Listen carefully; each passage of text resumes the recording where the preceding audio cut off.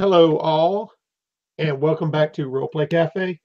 We're going to have an adventure in Crawl Classics with our DM, Todd. And Yeah. over to you, Todd. Hey, I'm Todd, right here at Chateau McGowan, lovely downtown Belleville, Ontario, in the middle of a freezing ice storm. How's everyone doing tonight? Fantastic. Okay, so we've got Dell and we've got Justin. Dell is down in the States, and are you North or South Carolina, Dell?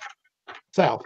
South Carolina, right. Yeah. And Justin is in the same city I am, beautiful Belleville, Ontario, on the Bay of Plenty. Yeah. Yeah. All right. So we're playing Black Powder, Black Magic, which is based off of this zine that I did the art for a company called Stormlord Publishing a few years ago. There was 4 issues of this put out, and the basic premise of Black Powder, Black Magic is that there was a war in hell after the U.S. Civil War, and the resulting deaths of demons and devils in these evil realms caused them to explode, and their body parts kind of traveled throughout reality, or other realities too, for that matter. And a lot of them were that found their way into this world, landed in around the Black Hills of South Dakota in the 1870s. So in this world, there's no gold rush in the Black Hills. There's a demon ore rush going on. All right, and there's different grades of demon ore. So a lot of folks are heading out to a town called Brimstone, but you guys on this train that's coming from Chicago, are going to somewhere different for different reasons. You're going to a place called Golgotha, which is a small mining town in the Black Hills. All right. You're on a train for the Southern Dakota Railway. And this train, since we're doing Theater of the Mind here, okay, you can, if you want, you keep track of this, what we have for cars on the train. You've got your engine and your coal car. You've got first class car,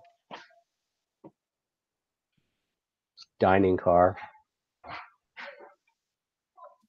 and then behind that, you'd have third class car, some freight cars, and such. As you got on the train, you would have noticed a flatbed behind the freight cars, and some armed guards getting on to a heavily armored car just ahead of the caboose. Okay. All right. So you can decide whether your character is in the first class car or in the third class or carriage class or whatever you want to call it. All right. So first off, let's find out about the characters that we've got here tonight. Okay. So Justin, why don't you go first? Why don't you introduce your characters and what car will they be in? Okay. Well, the first character I have here is Gilbert Sundown O'Connor, who was an infantryman with the Army of the Union. He had fought with them for 2 years. He's actually carrying a small token, a small silvered frame mirror. And the reason is to impress a love interest. So he's actually had a friend named Natty for a very long time. And she said that once the war was over, to go over and see her in some sort of small town or something out west. So he's making his way over there. And I'm going to put him in third class because unfortunately he doesn't have a lot of money and he's Okay. looking to save up for the big push out west. So Okay. he's got his well, it says it's a civilian rifle, but I was going to say it was probably going to be his service rifle that he took with him. Then a Yeah, boot I don't think there's carries. going to be. Yeah, that's fine. Yeah, so Go he'll for just it. throw that into a boot and carry that with him, and he always keeps that just at his side because wasn't a good war, Okay. messy, dirty. He barely got through it, but his big reason is to go out there, meet Natty, and hopefully she'll be impressed enough that maybe he can actually propose to her. So that's what he's Super. looking for. He's looking for a future out west. Okay, let's just go over Dell. We'll go back and forth quickly between the two of you. So, Dell, Okay. why don't you tell us about one of your characters and what car they're going to be in? Okay, I'll talk about Jack. As far as he knows, he doesn't have a last name. He's been an orphan. He was abused by his step parent, the one who oversaw him after taking him out of the orphanage. Came out and ran the streets for a while, and became a peddler. He's hopped on this train, stowed away in the freight car in the back. Okay. And he's got a small little silver mirror. Also, he has a little pet monkey that he keeps with him. He's a little organ grinder. What's the monkey's name? The monkey's name is Max. Okay. And he's hopping this train to escape the abusive relationship he was having with his stepmother. Stepmother. Yes. Okay. All right. Okay. Back to Justin. Okay, so the second person I have here in my posse is Caroline Snake Eyes Dean. What she's carrying with her is she has a Union sergeant stripes that she's been carrying around with her as a token. And her reason for going out west is to seek revenge. Yeah. What she's looking for is she was actually married. Her husband was the actual said sergeant with the stripes. And what had happened is her husband had a scuffle with their lieutenant. The war was over, yet this guy kept on pushing for some reason. I don't have any details because, again, she may not make it, so I chose not to go too into it. But she's looking to get answers from this lieutenant, and she's normally a woman of God, but she has her doubts coming out west. She doesn't know what she's going to do. Can I give you a name for that character, that lieutenant? Yeah. Okay, his name is Pachette. Pachette. Pachette. Okay. Pachette. Yeah. All right. Dell. Oh, what car is he in? She's in. Third. Again, okay. She doesn't have a lot of money. Being widowed, she's Okay. My next character is Claudius Moro. Very thin man with a bowler hat, a monocle, and he's a professor by occupation. He deals with the science of human nature, and he had taken it upon himself.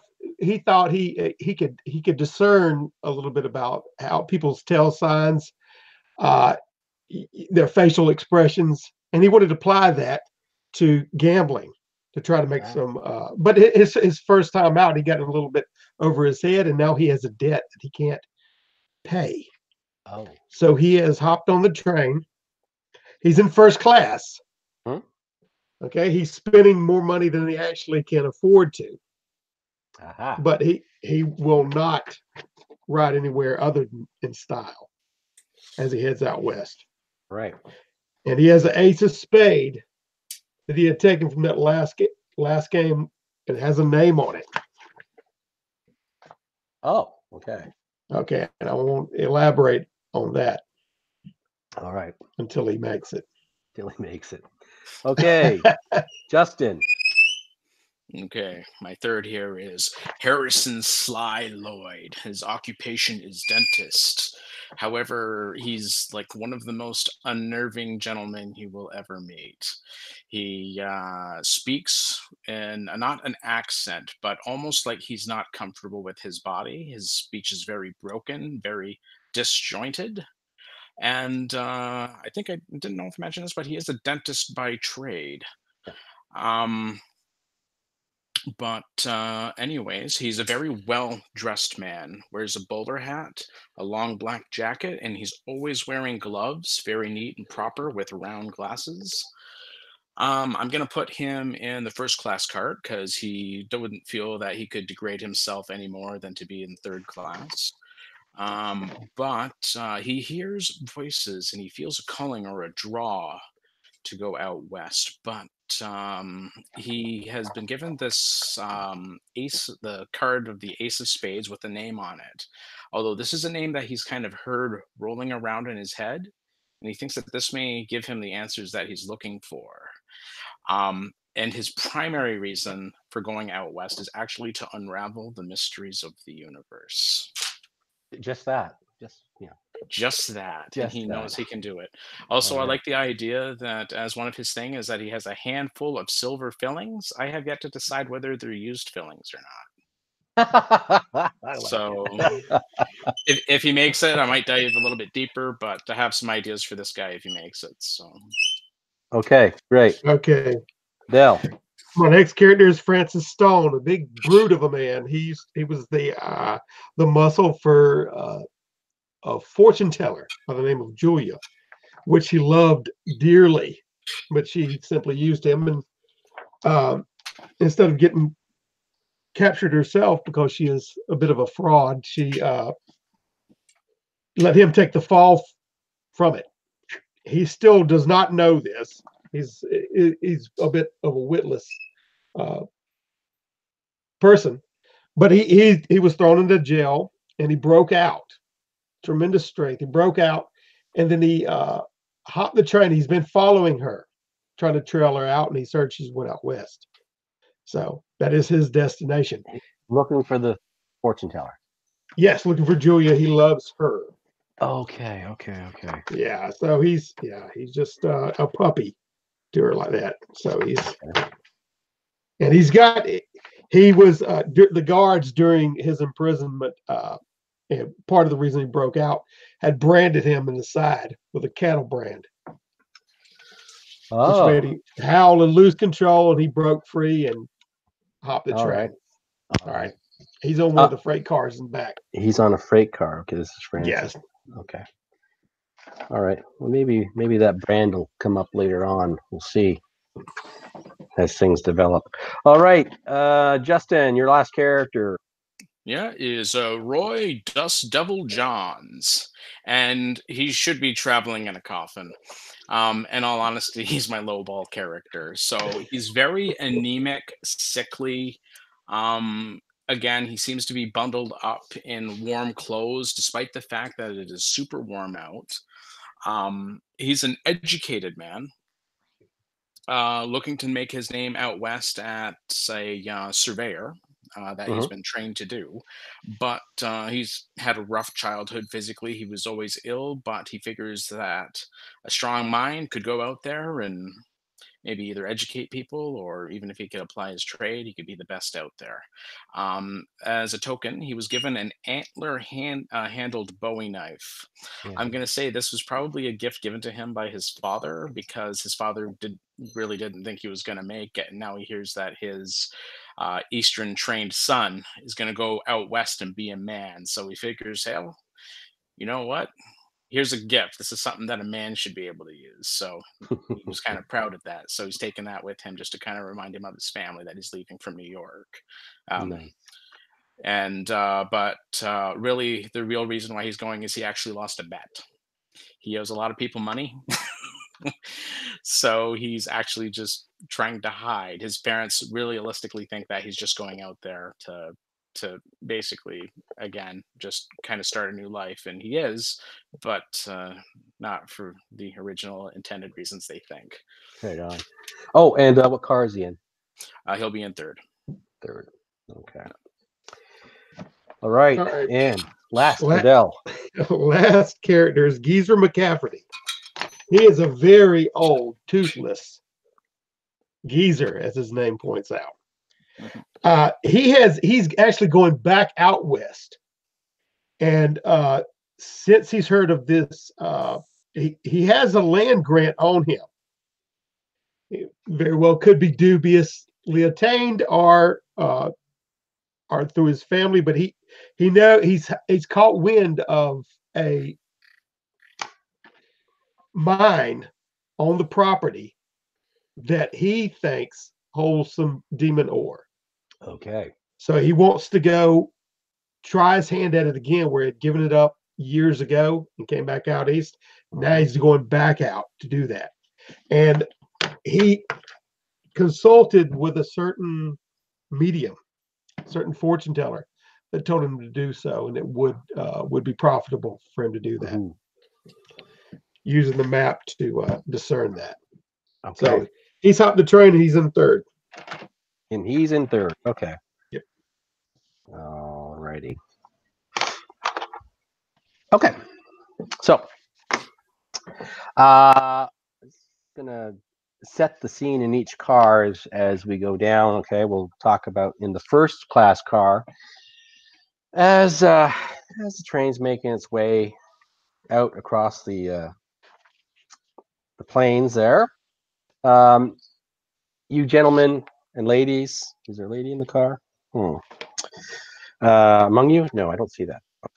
So Sly and Claudius are the only two of your first class car. All right. Yes.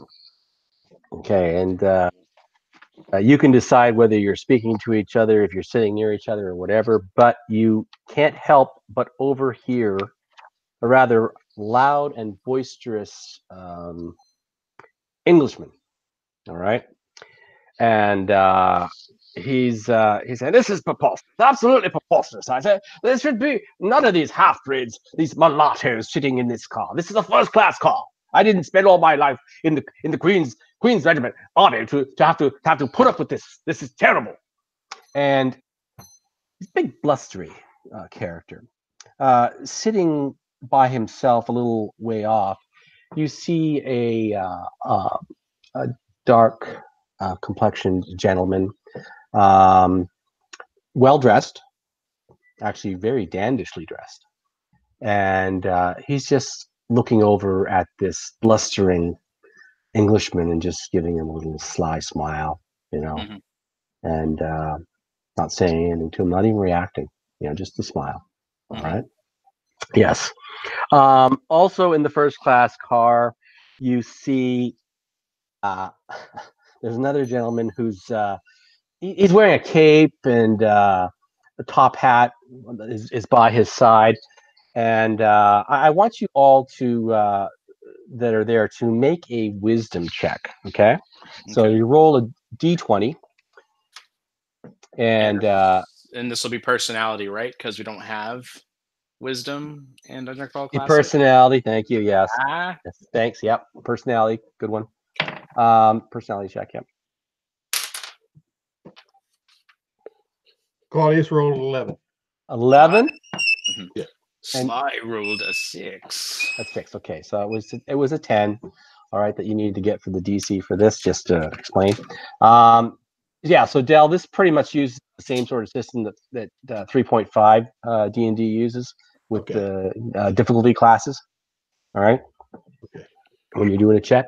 Okay. So in this case, it was you needed a 10 or better. You got it. Character notices that this guy, his clothes are kind of ill-fitting. All right, they're nice clothes, but the cape he's wearing is a little short on him. And when you saw him get on the train with his top hat on, pardon me, you saw that the top hat seemed to be a little big on him. All right. You have overheard him introduce himself as the Great Bomboli, a magician who is going out west to enthrall the audiences out there with his stage magic. All right, and he's having a conversation that you're overhearing with a gentleman who refers to himself as McKay, and he seems to be some sort of bureaucrat who's looking for lost tax payments or something like that. You're not sure. All right, and yeah. And so that's about it in the first class car, okay, as we're traveling along. All right. Anything that you want to interact with in the first class car at this moment? Well, yes. Now, I want to have, there's 4 people in the first class car, correct? The 4 that stand out. There are other people in the car, but these are the ones that are standing out at the moment. Everybody else is just kind of minding their own business, really. Okay. With the guy who was all boisterous and out loud? Yes. Yes. Claudia says, here, man, contain yourself. And adjust his monocle. Oh, okay. I beg your pardon, sir. I shall not be spoken to such as you. Who do you think you are, anyways? I am a gentleman. And you should act the same. And I tap my cane on the side. No. Here, calm yourself. What mulattoes are you talking about? That one over there. See that scoundrel over there. Look at that there. Terrible. This guy is quite racist, right? Oh gosh. Yes, well, we're out west. What do you expect? There's going to be a plethora of various individuals. Look at this man right here. Look, this magician. Look, isn't he a dandy? Look, his clothes don't even suit him. I think he's a cad. Yet, do I say anything? Yeah. So when you say that, Bumbleini, when you say that, Bumbleini's like looking at his outfit kind of subconsciously now, and I tap the thing. No offense, mind you. I'm just pointing out he needs to calm down. Enjoy yourself. Enjoy this weird West. Well, so blustery, the blustery English guy who you find out his name is Bellows, just kind of and goes looking out the window. Very appropriate. All right. So anything else in this car at the moment that you or can we move on to the third class car? Just a quick take a look. What time of day is it actually? Okay. Time of day. It is 3 p.m. Okay. All right. Other than that, I think Sly's just going to sit back and actually enjoy the torment that this one individual is putting himself through. All right. In the third class car, we have Sundown O'Connor, Snake Eyes Dean, and Geezer. All right. Oh, Caroline should be back there too. Right? Oh, yes, you're right. I said, Snake Eye Dean. Isn't that her name? Snake Eye Dean, yes. Yes. Okay. Sorry. So you're in the third class car. All right. And out of the people that really stand out in the third class car, there's three. Okay. There is a young lady who's rather plain looking, but wholesome. She's kind of you can see she's scared, like it's obvious she's never really been out west before, maybe never even been on a train before. All right. And another couple there you see are you see this woman. She's kind of a rough looking woman. She's dressed in men's clothes, kind of she's got suspenders and a hat and all that, and she's sitting and she's sitting next to a guy who's obviously dead, but he's moving. He's got a garland of potpourri around his neck, and he's got a hole in the top of his head that a burned out torch is sticking out of. All right, and she's just nattering at him. Right, and you overhear him calling him Mr. Archibald, right? And all he ever says is brains, and he says it in different ways. And she seems to be like talking to him like he's talking back to her, right? Because sometimes he'll say brain, and she'll go, "Oh yeah, now don't you get all feisty with me, Mr. Archibald." All right, okay. If any of them are, okay. So, one of them goes over to Justin, to your character, Sundown, and this is the lady there with the dead guy beside her. Well, we'll say he's undead, And she's like, "Can you believe that? I mean, what? This Mr. Archibald is so ungrateful. You know, I took him on a trip to Chicago, and now he's complaining that he didn't get to see all the sights. I mean, my gosh. Well, that's just too bad for him, ma'am. I'm sorry to hear that. Yes, it's just terrible. Just terrible. Gosh. Yeah. So, Yep. how long have you been this Mr. Archibald been traveling? I mean, he's looking a little bit worse for wear from here. Oh, he's all right. He's just fine. No. Mr. Archibald and I, we've been together for a long, long time. We just gone on a vacation all the way back to Chicago. Yep. So now we're on our way back to. All right. Did you have a nice trip down to the big city? Oh, yeah, all the great sights. That's right. Yep, we saw all the great sights. Didn't we, Mr. Archibald? And he's like, brains. And she goes, that's right. We saw the White Palace. Yes. I don't know if they had a White Palace back then, did they? I don't think so. That was 1899. Anyways, forget it. So yeah, grabbing the cowboy hat, just laying back. Yep. And she just natter. Okay. Yeah. Now, ma'am, I want to assure you, it's going to look like I'm tilting my hat forward and I'm not listening. I want you to know you have my undivided attention. Okay. Thank you. Sure. Yeah. All right. Just go ahead and sleep there. Okay. I mean, just listen again. You don't have to, if you want to sleep, you can go right ahead, but it's okay. All right. Yeah. That's how I was telling Mr. Archibald. I said, you just do what you want to do. I'll just sit here and just talk and just keep talking. Okay. All right. And that goes on like that. Freight car. In the freight car, we have One-Eyed Jack and Sly Lloyd. Okay. And you are the only two passengers in the freight car. All right. There is a horse or two in the freight car with you, and they're at one end in a paddock. And there's various crates and things tied down under tarps and such. All right. So you can't help but notice each other there. You do notice, and you've both noticed, that one certain part of the freight car is very cold.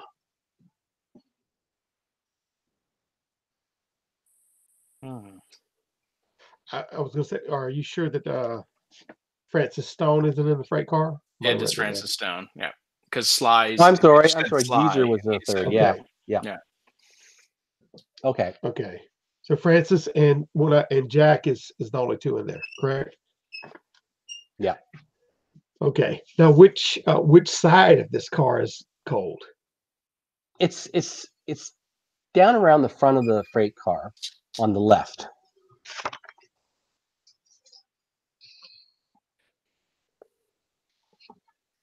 Okay. Hey, mister, says Jack. Oh, says Francis. He lifts his head up and kind of looks around. Over in the corner is not lit inside there. All too well. They're sitting in the shaded part. It's kind of cold in here. You got a blanket or anything? How far away are? No, they're sitting across from each other they're sitting across from each other. Okay. Opposite side of the car in the shadows. They're kind of stowed away. Both of them are. Yeah. So okay. It's kind of cold in here. Yeah. Actually, the other one who's how you said just across away from, he's not feeling the cold. He's not feeling the cold. Oh, really? Okay. Yeah. Well, yeah. Francis isn't, but Jack is, since he's doing that. He goes, yeah. Maybe you need to put on some more weight. No, that ain't it, man. It's real cold in here. And Jack scrambles up a little bit to gets it and lifts his monkey and jumps on his shoulder. And he walks over there and shivers, trying to walk around to build up a little heat momentum. And he's walking toward the middle of the car. Okay. All right. The monkey on your shoulder. Actually, the monkey would not get on your shoulder until you came away from that cold area. Okay. All right. So he jumps on. Yeah, okay. Well, at that point in time, Jack is kind of a little bemused at why he has a double whistle for him. Come on, Max, come on. And then Max runs up there. And he gets to the middle of the car and looks out. It's an open bay there, and he's looking at the territory passing by. Oh, the cacti and the little, scenery out there. Is it how does it feel weather-wise? Oh, weather-wise. Let's Yeah. just see what time of let's see. It says, it's June. It's June.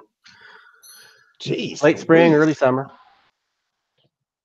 Yeah, mister, there's something wrong with that spot over there. I'm getting on the other side. You may want to think about it too. I find where I am. So then Jack walks over to the other side and nuzzles in that anything kind of looks up and goes, "You ain't got anything to eat, do you?" Just as you say that, the brakes on the train engage. All right. Okay. And everybody's thrown from their seats. Not bad enough to cause any damage or like that, but just kind of jostled. Lurchers, all right. Yeah. Good, because we can't afford that damage. No, because no. How'd you die? I fell out of my seat. Yeah, I wasn't wearing my seatbelt. Oh my. And yeah. All right. So here we are. Okay. I want everybody to each character to make an intelligence check and tell me if anybody gets a 14 or better. Okay. Yeah. A D20, right? Yeah, D20. And you add your bonus to it. Your ability bonus. Okay. So it looks like Sundown succeeded, and so did Snake Eyes. But Sly and Dust Devil now. Okay. All right. And Dell? Okay. Just looking for you said ability bonus? What would it be? Okay. So it'd be for your intelligence. Go ahead. What were you gonna say, Justin? Oh.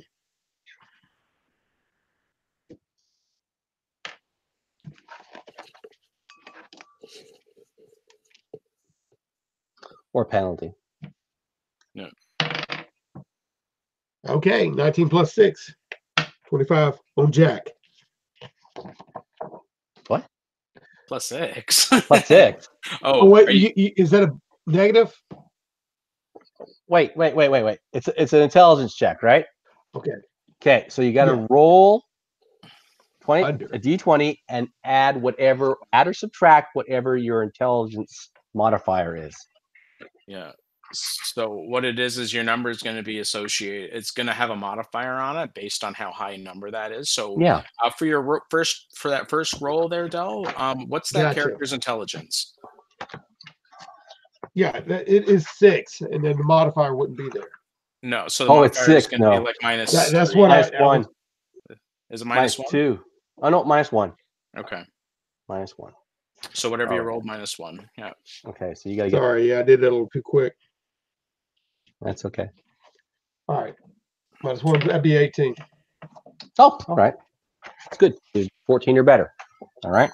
Okay, so those of you that got over that did make the check, you do or have noticed through the windows or open car door, you've spotted riders going past quickly.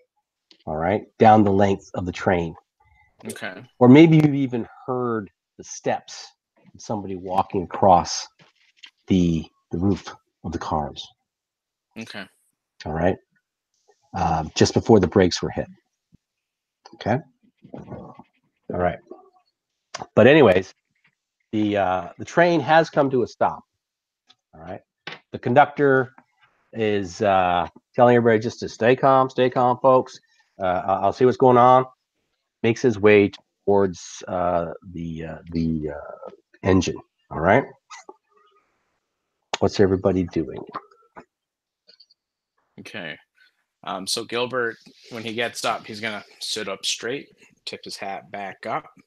And when he's looking out, he's just gonna kind of undo the tie-offs around his rifle boot, and then Right. just kind of keep his hand on the rifle. So if he has to pull it out, he can pull it out. Caroline is probably spazzing out a little bit. She's probably standing up, not very main and calm, very well. Kind of lost her composure, and she's like, "No, what's going on? I need to know, why does this train stopped? What are these noises? Who are these men that are running across off to the side?" But I Okay. guess she's just kind of being a pain in the ass. Is she looking out? Yeah. Okay. Yeah, All right. taking maybe a look out. Yeah. Okay.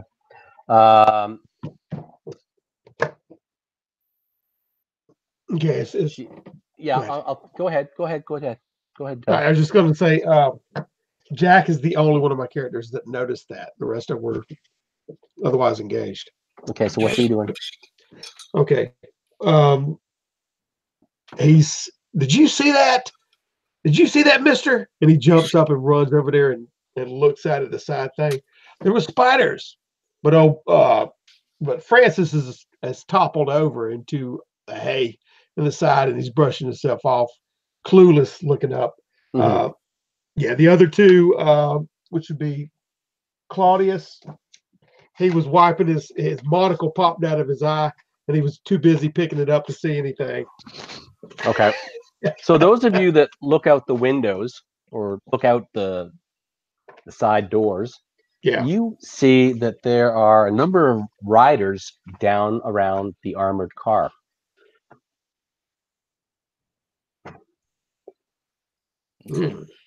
Okay. You can also see, if you look up towards the engine, you might notice that in front of the engine, there might be some horses and some riders up there as well. Okay. Okay. All right. Well, I mean, Jack starts hooping and hollering, "Mister, come here, quick! Look, we got riders. We're being robbed." He's looking at the caboose. He isn't looking. He's right in the freight near the end of the train. So he's not, it's going around a bend, so he's not seeing the front of the train. Right. He's making a commotion about the caboose. And I'm just going to have Gilbert sit down and kind of give Caroline a nod because she's kind of panicking. He's like, "Well, looks like we're in for a robbery, ma'am. We just look up ahead. The men have stopped over there behind us in the armored car. It looks like this is going to be a showdown." So, and then with that, he kind of stands up. He'll probably take his rifle and go, "Whoa, jeez." Yeah. Okay, right. He was in third class, right? Yeah. Okay, but I didn't have any. Yeah, I had one guy. I had Geezer in third class. Yeah, Geezer was in third class. All right. So it's at that point that you hear a gunshot from the front of the train. Single gunshot. Okay. All right. And at the back of the third class car, the carriage car, somebody hops up onto the back of it and enters through the rear. Okay. And you see a desperado of some sort. He's got his hat on, Right. And he's like, "All right, folks, we got no trouble here, so just what? Yeah. Wasn't expecting that." Yeah. So yeah, I guess Sundown's gonna say, "Listen, you're saying that no one needs to be hurt. I know what? I think that's a good idea. I say you don't bother these poor people. You just be on your way and get what you need out of the armored car."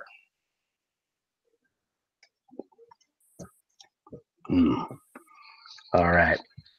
Let's make a morale check on this guy. See, because you're already standing there with your weapon when you came in. Right? Yeah, because Gilbert's freaking psycho. But yeah.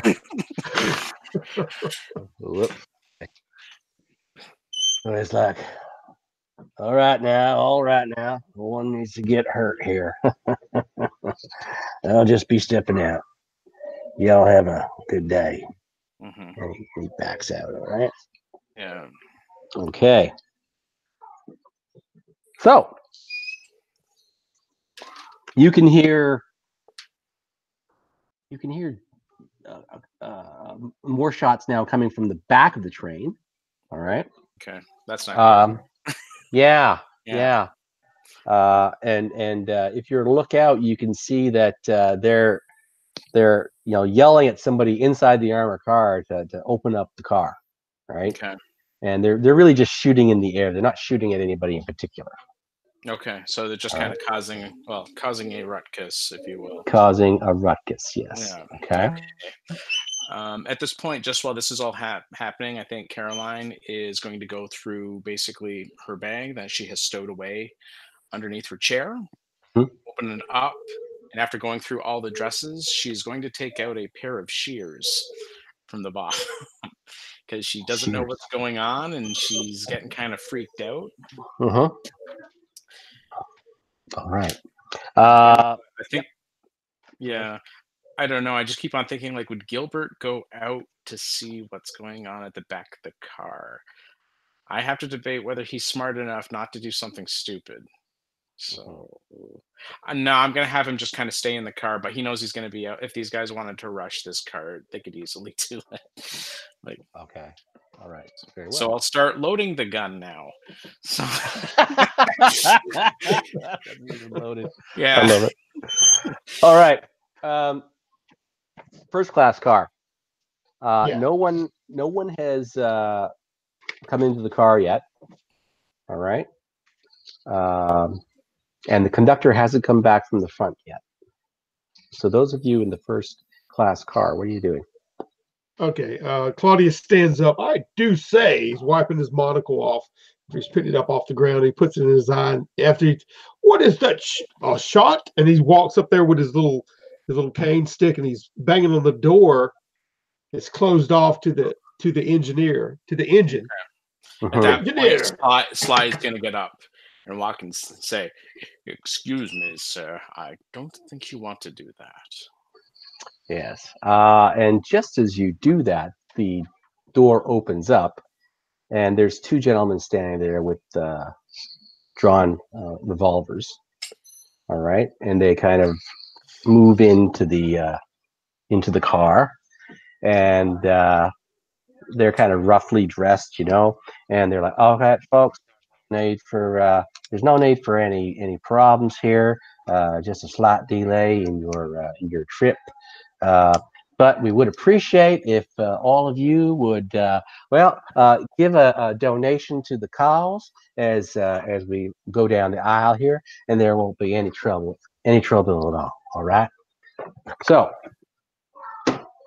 those of you in the first class car, are you going to hand over your money, your prized possession, or are you? Okay. Claudius says, "I do say, ruffian." He's kind of, because he was pushed back whenever they came in, and he has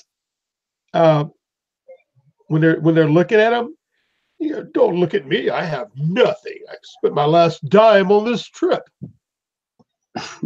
Okay. I do say. Okay, and with that, Sly's just gonna his eyes roll in the back of his head. Yeah. Okay. They don't take kindly to that. So let's see. Gonna roll. He's just gonna try and. I'm not gonna go for a surprise here, but he's just gonna try and whack you on the side of the head with the butt of his revolver. Okay. So let's see. All right, your armor class is, oh my gosh. What's your armor class? Okay, let me scratch off. See here. Be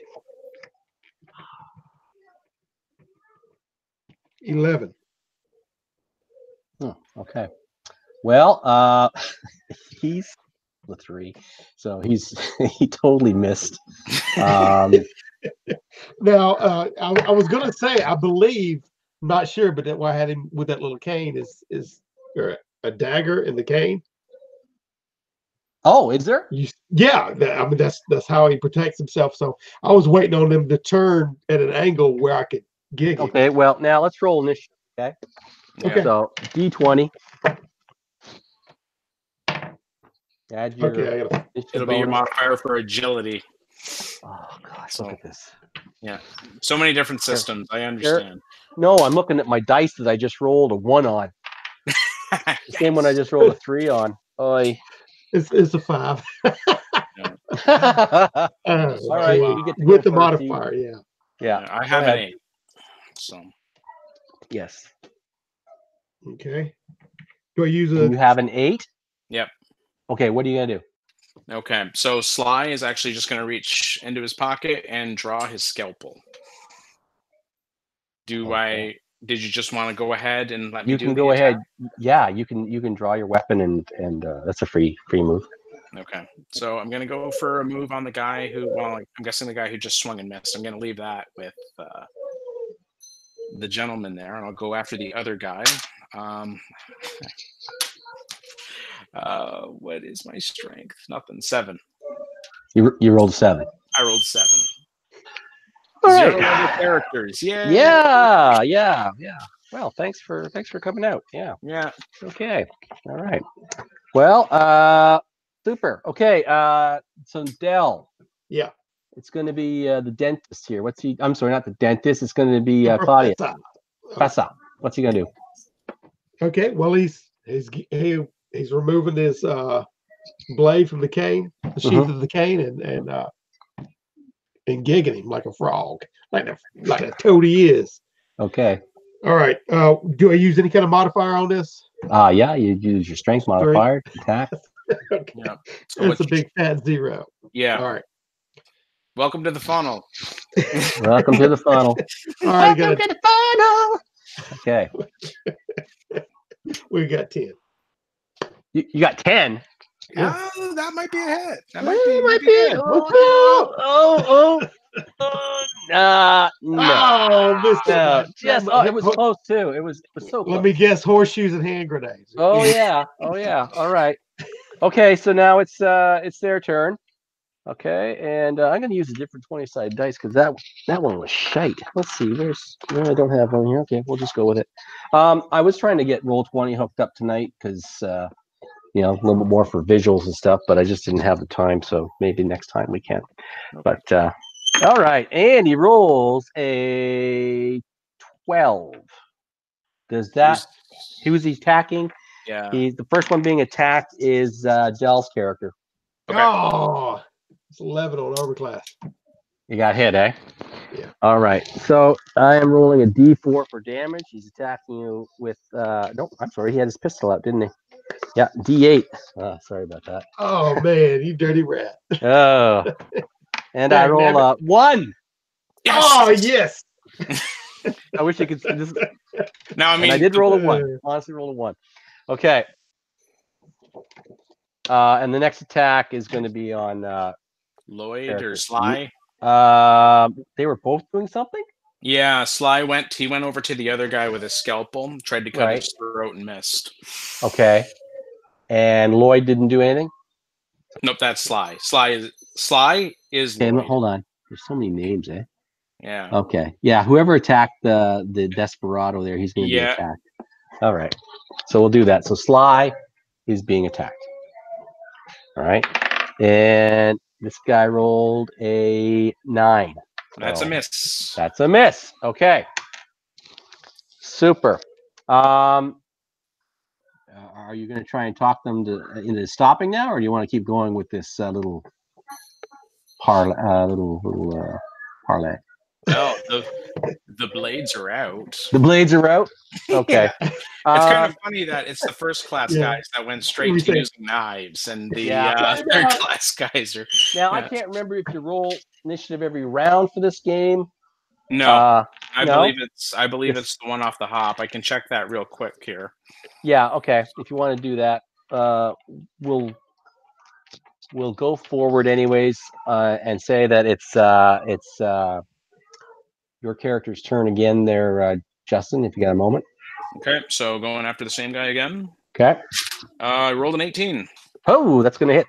All right. Good. Stabbing him with the scalpel. He takes 1. 1. Woo. Hold By on, I'll Jove, tell you. You've struck him well. Yeah. Good. The funnel. Yay. Hey, but this guy is still up. All right. That was your 8, eh? Next is who had the 5 there? Was that you, Del? Yeah. Okay. Or actually, wait a minute. No. All your characters go with the same initiative, I think. Yeah. It's the player initiative, not character initiative. In low-level play, especially with large masses of characters, use group initiative. So you roll 1 for each player, applying the highest initiative modifier among his characters. There you go. Then roll once for the monster. When each acts, he declares actions for all of his characters. Okay. All right. Yeah, so, okay. So go with your other character there, Justin. Okay. So I only have the one character in the front cart, right? Oh, okay. Sorry. That was Sly. That's right. So he goes. Okay, I just rolled 11 if it's me. You rolled a what? 11. 11 hits. It does? Yeah. Okay. Good. What happens? With a blade, what is that, a D3? D4. All right.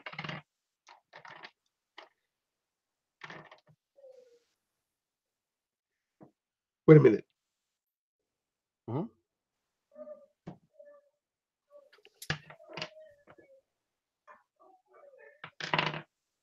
All right, let me see. Where Looking for a D4? Yeah, it's ironic as that is. I've got all the dice here, but I don't see Say the 4. erotic or ironic? No, it's ironic. Sorry. I was gonna say, if you really wanted to, you just roll a D8 and divide by 2. Yeah, but you had to. Yeah. I mean, it's just 2 a.m. My brain's a little. Okay. You didn't. All right, that is a 4.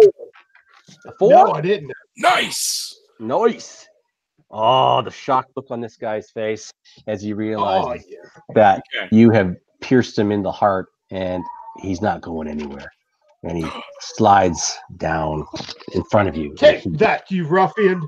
And you've made your first kill. And that was Claudius.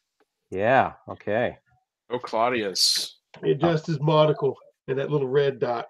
Excellent. Now it's their turn, but there's only one guy left, right? Yep. And he's engaged with Sly Lloyd. With Sly, yes. And here we go. And there's a scuffle, and he attacks, and he rolls a 1. Let's go to the fumble table. Let's go to the fumble table. I should have done that before too. Yay. Fumbles. All right. How about one of you roll a fumble for me, okay? I need a No. It is a D20. Actually, you know what? I'm gonna let Del roll this. Okay. The guy that he's going after, so that would only be proper. 13. That's lucky. 13. Do I use my luck modifier? Actually, you do. Yes, we do. But I'm not. It would be his luck modifier. It would be you're rolling for him, so we're not going to worry about that. Okay. This isn't going to make any difference anyways. He inadvertently swings. Yeah, because he would inadvertently make an attack on an ally, so that's not going to happen. Punches himself in the face. On the face. Why you hitting yourself? You know what? Let's just see. Maybe he shoots and it ricochets. There you go. Okay. If he roll, I'm going to roll here. No. Tell you what, Del, roll 20-sided dice straight up. If you get 11 or better, bullet ricochets 15. and hits him. 15. Ha, nice. Okay, Justin, roll the damage. Okay, so what are we rolling? D8. A D8? Okay. Yep. 4. Fires the gun past Sly, bounces off the luggage rack, comes right back at him and clips him for 4 points damage. 1, 2, 3. He's wounded gravely, but he's still up. All right. Okay. Next round. Didn't see that coming, did you? Nope. All right.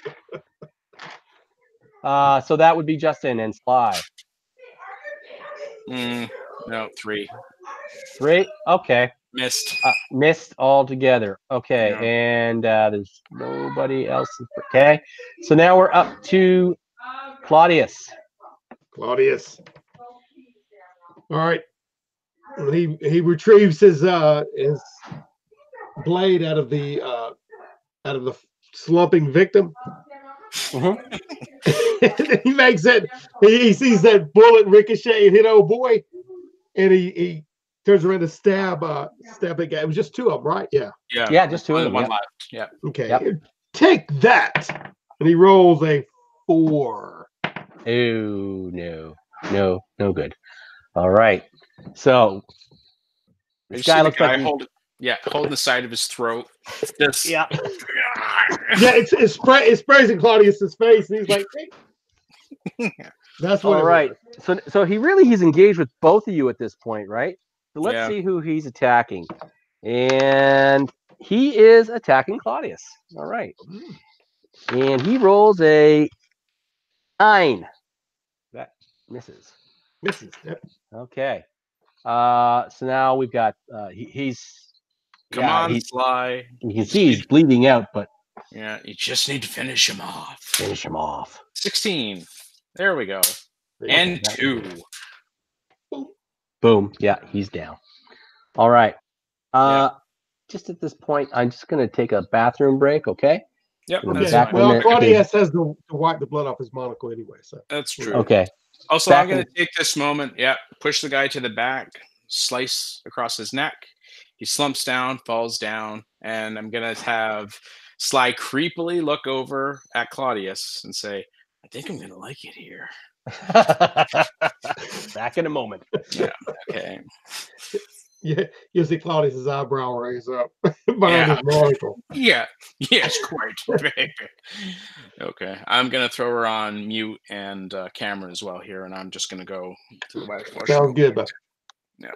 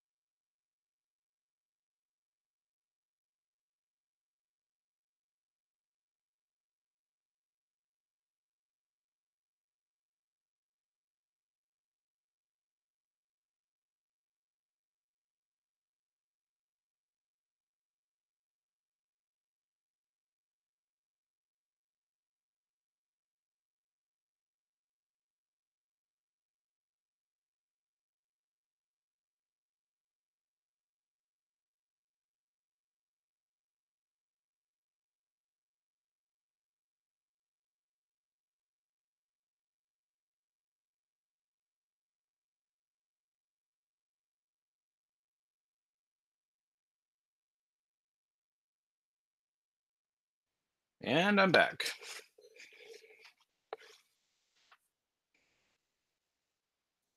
As am I. Okay. So here, Del, can I just get a quick rundown of your characters again, just so I got them? So we have Claudius. Claudius, yes, he's the monocle man. Yeah. We got Jack, the one-eyed Jack with the little monkey, the organ grinder. He's the one that has the organ grinder. Yeah. Yeah, he's in the freight car with Francis Stone, which is the big Oath. Okay. Francis Stone. Dimwit Oath. Thug. Put him down as Thug. And then Geezer McCaffrey. He's the prospector. Going out to reclaim his fortune of demon ore. So does he have that, what is that weird, like, frontiersman gibberish that they say all the time? Like, yeah, authentic frontier gibberish. Yeah. And he'll hit you with a shovel, too. All right. So you guys have just taken down the 2 desperados that came into the car. All right. And you can hear yelling from forward in the train ahead of you. Like, it's like, what's going on in there? Somebody go check. So what do you do? Okay, that's coming from the engine, right? Yeah. Okay. Is there any way to bar the door? Look around, man. Let's bar the door. There's more of the fiends. We can just close the door and use the bodies.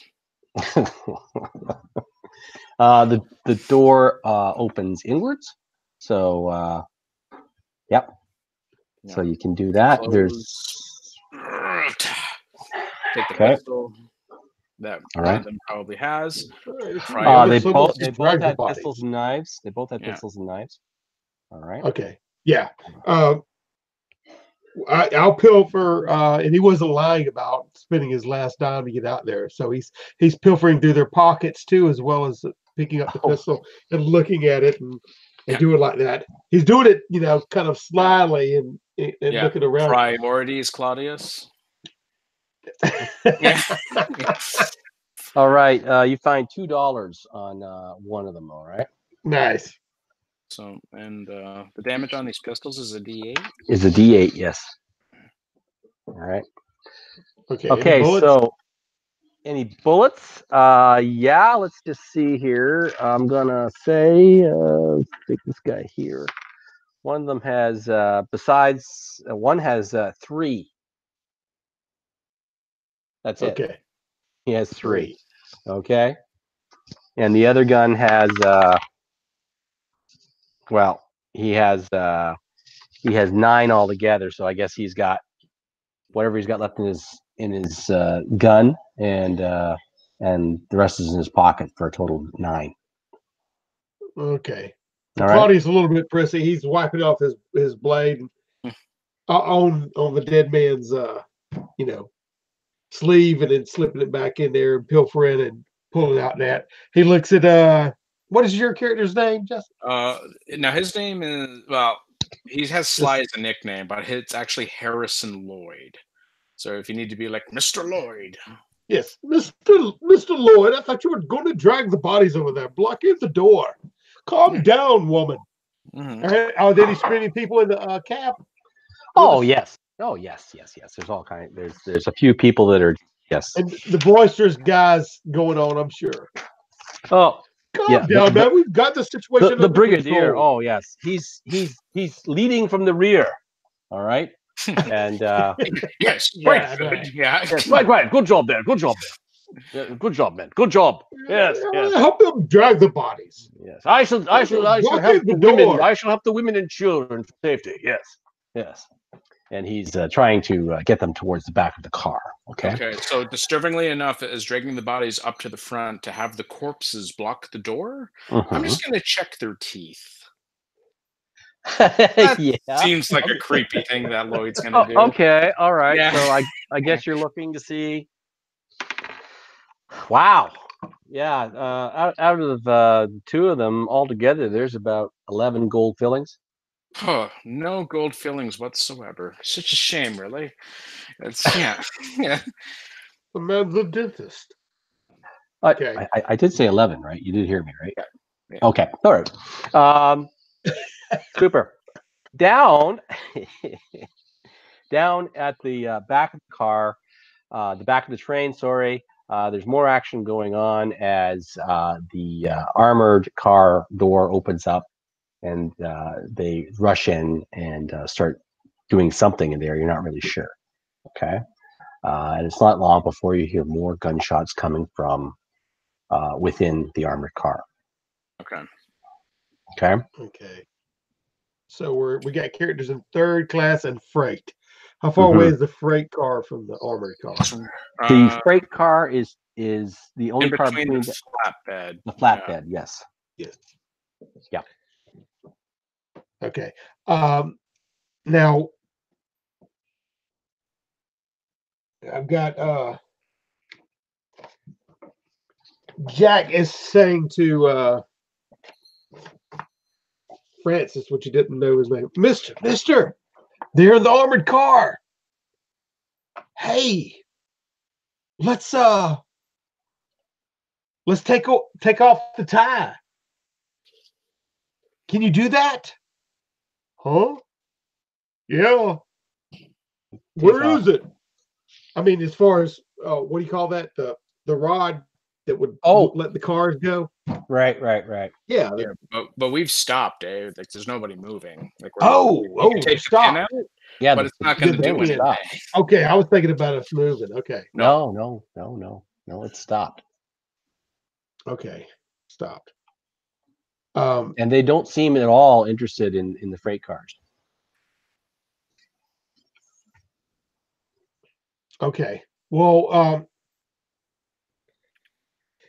Jack. Well, scratch that. Okay. Rewind it, reverse it. And Yep, Jack's gonna jump down and go underneath, like to the side of the car, and take Max and go up, boy. Check it out. Yeah, the monkey. Okay. Now, just sorry for disturbing for a moment, but Jack, how old is Jack? Oh, I mean, he's he's like 16, 17. Okay. So at that point, when you jump up, sorry to interrupt you, I could see Caroline looking out the window and being like, what is that boy doing out there? And then Gilbert being like, oh, for God's sakes. And he's letting that little monkey down, which is even more peculiar. Even more peculiar. Okay. And Max the monkey, he wants Max the monkey to go check it out. Yeah. Okay. So he'll let him run. And the bigger boy, what's his name? Stone. He leans out. When she's looking at Max, then she'll see this big Goliath of a man lean out and look down in the same way, trying to get a clue and find out. And then he steps off. Yeah. It ain't even much trouble for him to do. And he's, and he lets go and follows behind Jack. All right. He kind of stoops down too. That's what he's. Jack, make a personality check. Okay. Roll your personality check. Let's see if Max is willing to. What? 1? Yeah, that's what I rolled. Okay, so Max just flung shit at you. and he just gave you the big, he's not going anywhere. He's gone the other way. Oh, jeez. He runs back in and sits in that cold area. All right. And the other two of you that got out of the train car, Jack and Francis, I guess, eh? Yeah, Jack turns around to look at the monkey and almost bumps into Francis. Yes. Okay, and he has to get around. He has to get around him to chase Max. Justin, who else got out of your character? Did any of your characters get out? You said no, none of my characters did. I said Caroline made a note that Jack stepped out, and Gilbert probably is feeling a sense of like, oh crap. Yeah. All right. So your Jack does get out, and he can see that there's a couple of guys outside of the armored car. All right, kind of keep an eye on things. Okay. They haven't noticed you yet. Oh, really? Okay. Yeah. Okay. Well, Jack's climbing back in there to try to chase down Max. And while he's wiping the poo off of his head, he's a little bit irritated and ticked off at this moment. he's trying to jump back up into the cab or whatever. And Francis looks at him and picks him up by the belt loop and tosses him in. All right. All right. Okay. Third class. You guys are down there, and you can start to hear that. Actually, you don't hear anything at this point. Sorry. Okay, you're in third class. Yeah, and what's going on? Okay, so no one else has come back into the car yet. Yeah, no. So Sundown has his rifle loaded, and he's debating whether he should go out there and yell at those people that are out there to get back in the friggin' train because they're gonna get themselves killed or get everybody killed. Better them than us. I'll be sticking my head. I got business out west. This is ridiculous. Yeah, so yeah, I'm gonna have to do it because that's what I see Showdown doing. So Showdown kind of goes to the door. He's got his rifle in his hand. Right. And you see, he's kind of pointing down, looking at the kid. Oh God, Francis, and he's like, "You guys, get in here right now! Stop making a commotion! Okay. They're stupid enough to get blasted at them." All right. A shot rings Darn out. Stupid mess. Will get us all killed. That was Sundown? Yeah, any cover because I'm halfway in a train? Yes, oh definitely. Yeah. If you are in the train, you get a +4 to armor class bonus. Okay. They rolled a 20, didn't they? So I rolled a 17. What's your armor class? Yeah, that's a hit. Yeah. That's a hit? Yeah. Okay. All right. Now that's on the same side of the car that Francis is on, so they're shooting above his head, right? Yeah, they're shooting around his body. Coming from behind. Coming from behind Sundown, not the way he's looking towards the rear of the train. Oh, gotcha. Yeah. Sorry. He's looking towards the rear at the armored car. 7 points damage. He's gone. Sundown. Boom. Okay. Sundown. His Geezer hat sees this. Yeah. flies right off. Right off. Geezer sees it. Never to Oh, see darn it, Nat- I told you. Keep your head down. Never to see Nadley again. Yeah, that's Sundown for him. All right.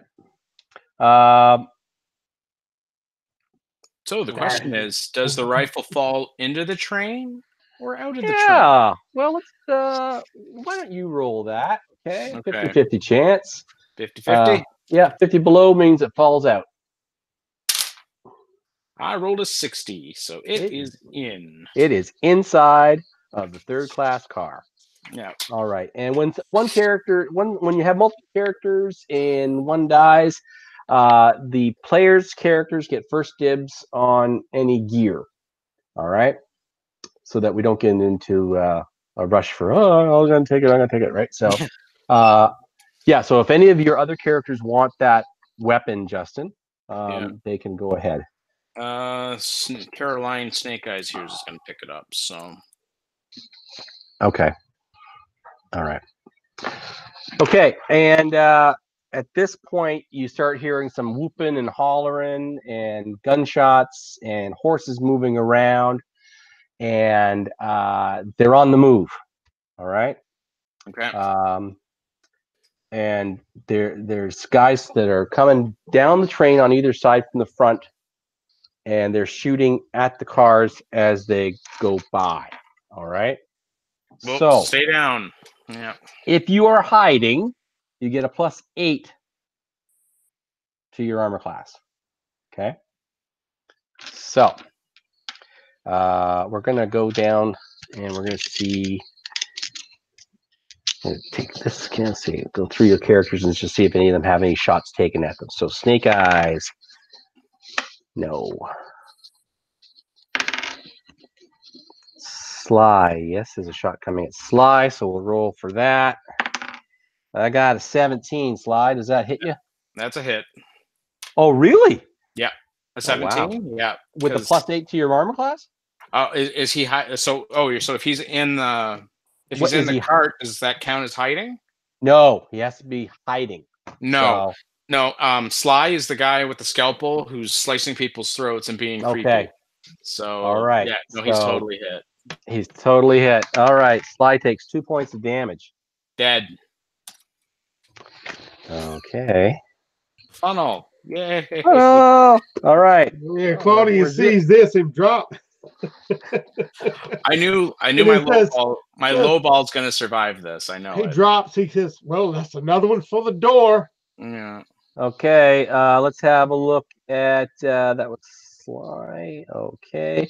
Dell. We're gonna go with your professor first. We're gonna see if anything's happening to him. Nope. There's no shots. There's shots ringing out, but there, are any really in a chance to hit you, right? Yeah. Okay. Proximity. In proximity. Okay. So we've checked Snake Eyes. We've checked Sly. We're gonna go and we check Jack. Yes, there's a shot that might be able to hit him. Oh, sorry, that was a 12-sided dice. I rolled an 18. And Jack is 18. His armor class is 18 at this point. Well, it's 10 plus 8, right? He was hiding. 8. So okay, fine. Yeah, he's hiding. Yeah. He's fine. All right, and we'll check here with Devil Johns. Okay. And yeah, there's a shot that could come his way, and that was going to be a 20. 5, so it misses. All right, and then we're left with Geezer, I guess, eh? Yeah. And Roy, who's hiding so well, we all completely forgot about him. Yeah. Roy Dust Devil Johns. I thought he's my sickly, or did you? I did that. Okay, and so that just leaves Geezer then, and yeah, he's in the infirmary car. Yeah, all kinds of shots going around, but none of them actually are in a position to do any damage to you. Okay. So they ride off. Okay. If anybody wants, I will give them a parting shot. Yeah, Caroline will go for a shot. Okay.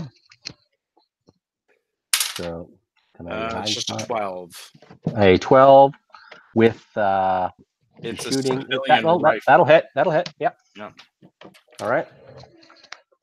And Claudia says, "Excuse me, ma'am," and reaches around her. 5? Hold on. Yep. Dang. Oh, yeah. Okay. So, and that was Carolyn? Yeah. Who did that? Okay. Yeah, this guy's still in the saddle as he's riding away. Okay. Actually, you know what? I'm going to make a check to see if he falls out of his saddle because you hit him pretty good. Yeah. Okay? That's a good hit. Okay. Yes, he's fine. He went off a little bit, but he got himself righted and rides off with his companions. Anybody else taking a parting shot? That would be Claudius. Okay. Yeah. Go with 2. Just go. He leans out with his gun. No, he's got to hold his monocle against the wind, so he's aiming and bracing himself, squinting down the side of the pistol. Stick your tongue out loose. +1 modifier. Exactly. He feels like that. 19. Whoa! Nice hit. Nice hit. Yeah. All right. That a D8 is a pistol. Yeah. Yep. Okay. 5. Okay. This guy is not down. Let's just see if he's fallen out of. He has fallen out of the saddle. Okay. Eat my dirt. Hold on. And you can tell just the way he landed. Broke his neck. Ooh, oh, nice. Yeah. Okay. It was going to say break a leg, but that's even better. Broken neck. Okay. And that was Claudius did that, eh? Yep. Okay. All right. No one else? No one else has good. Okay, so they've ridden off.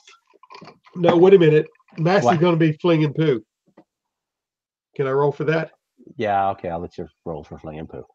Yeah. Wow, what's the range on that? What's the range on poo?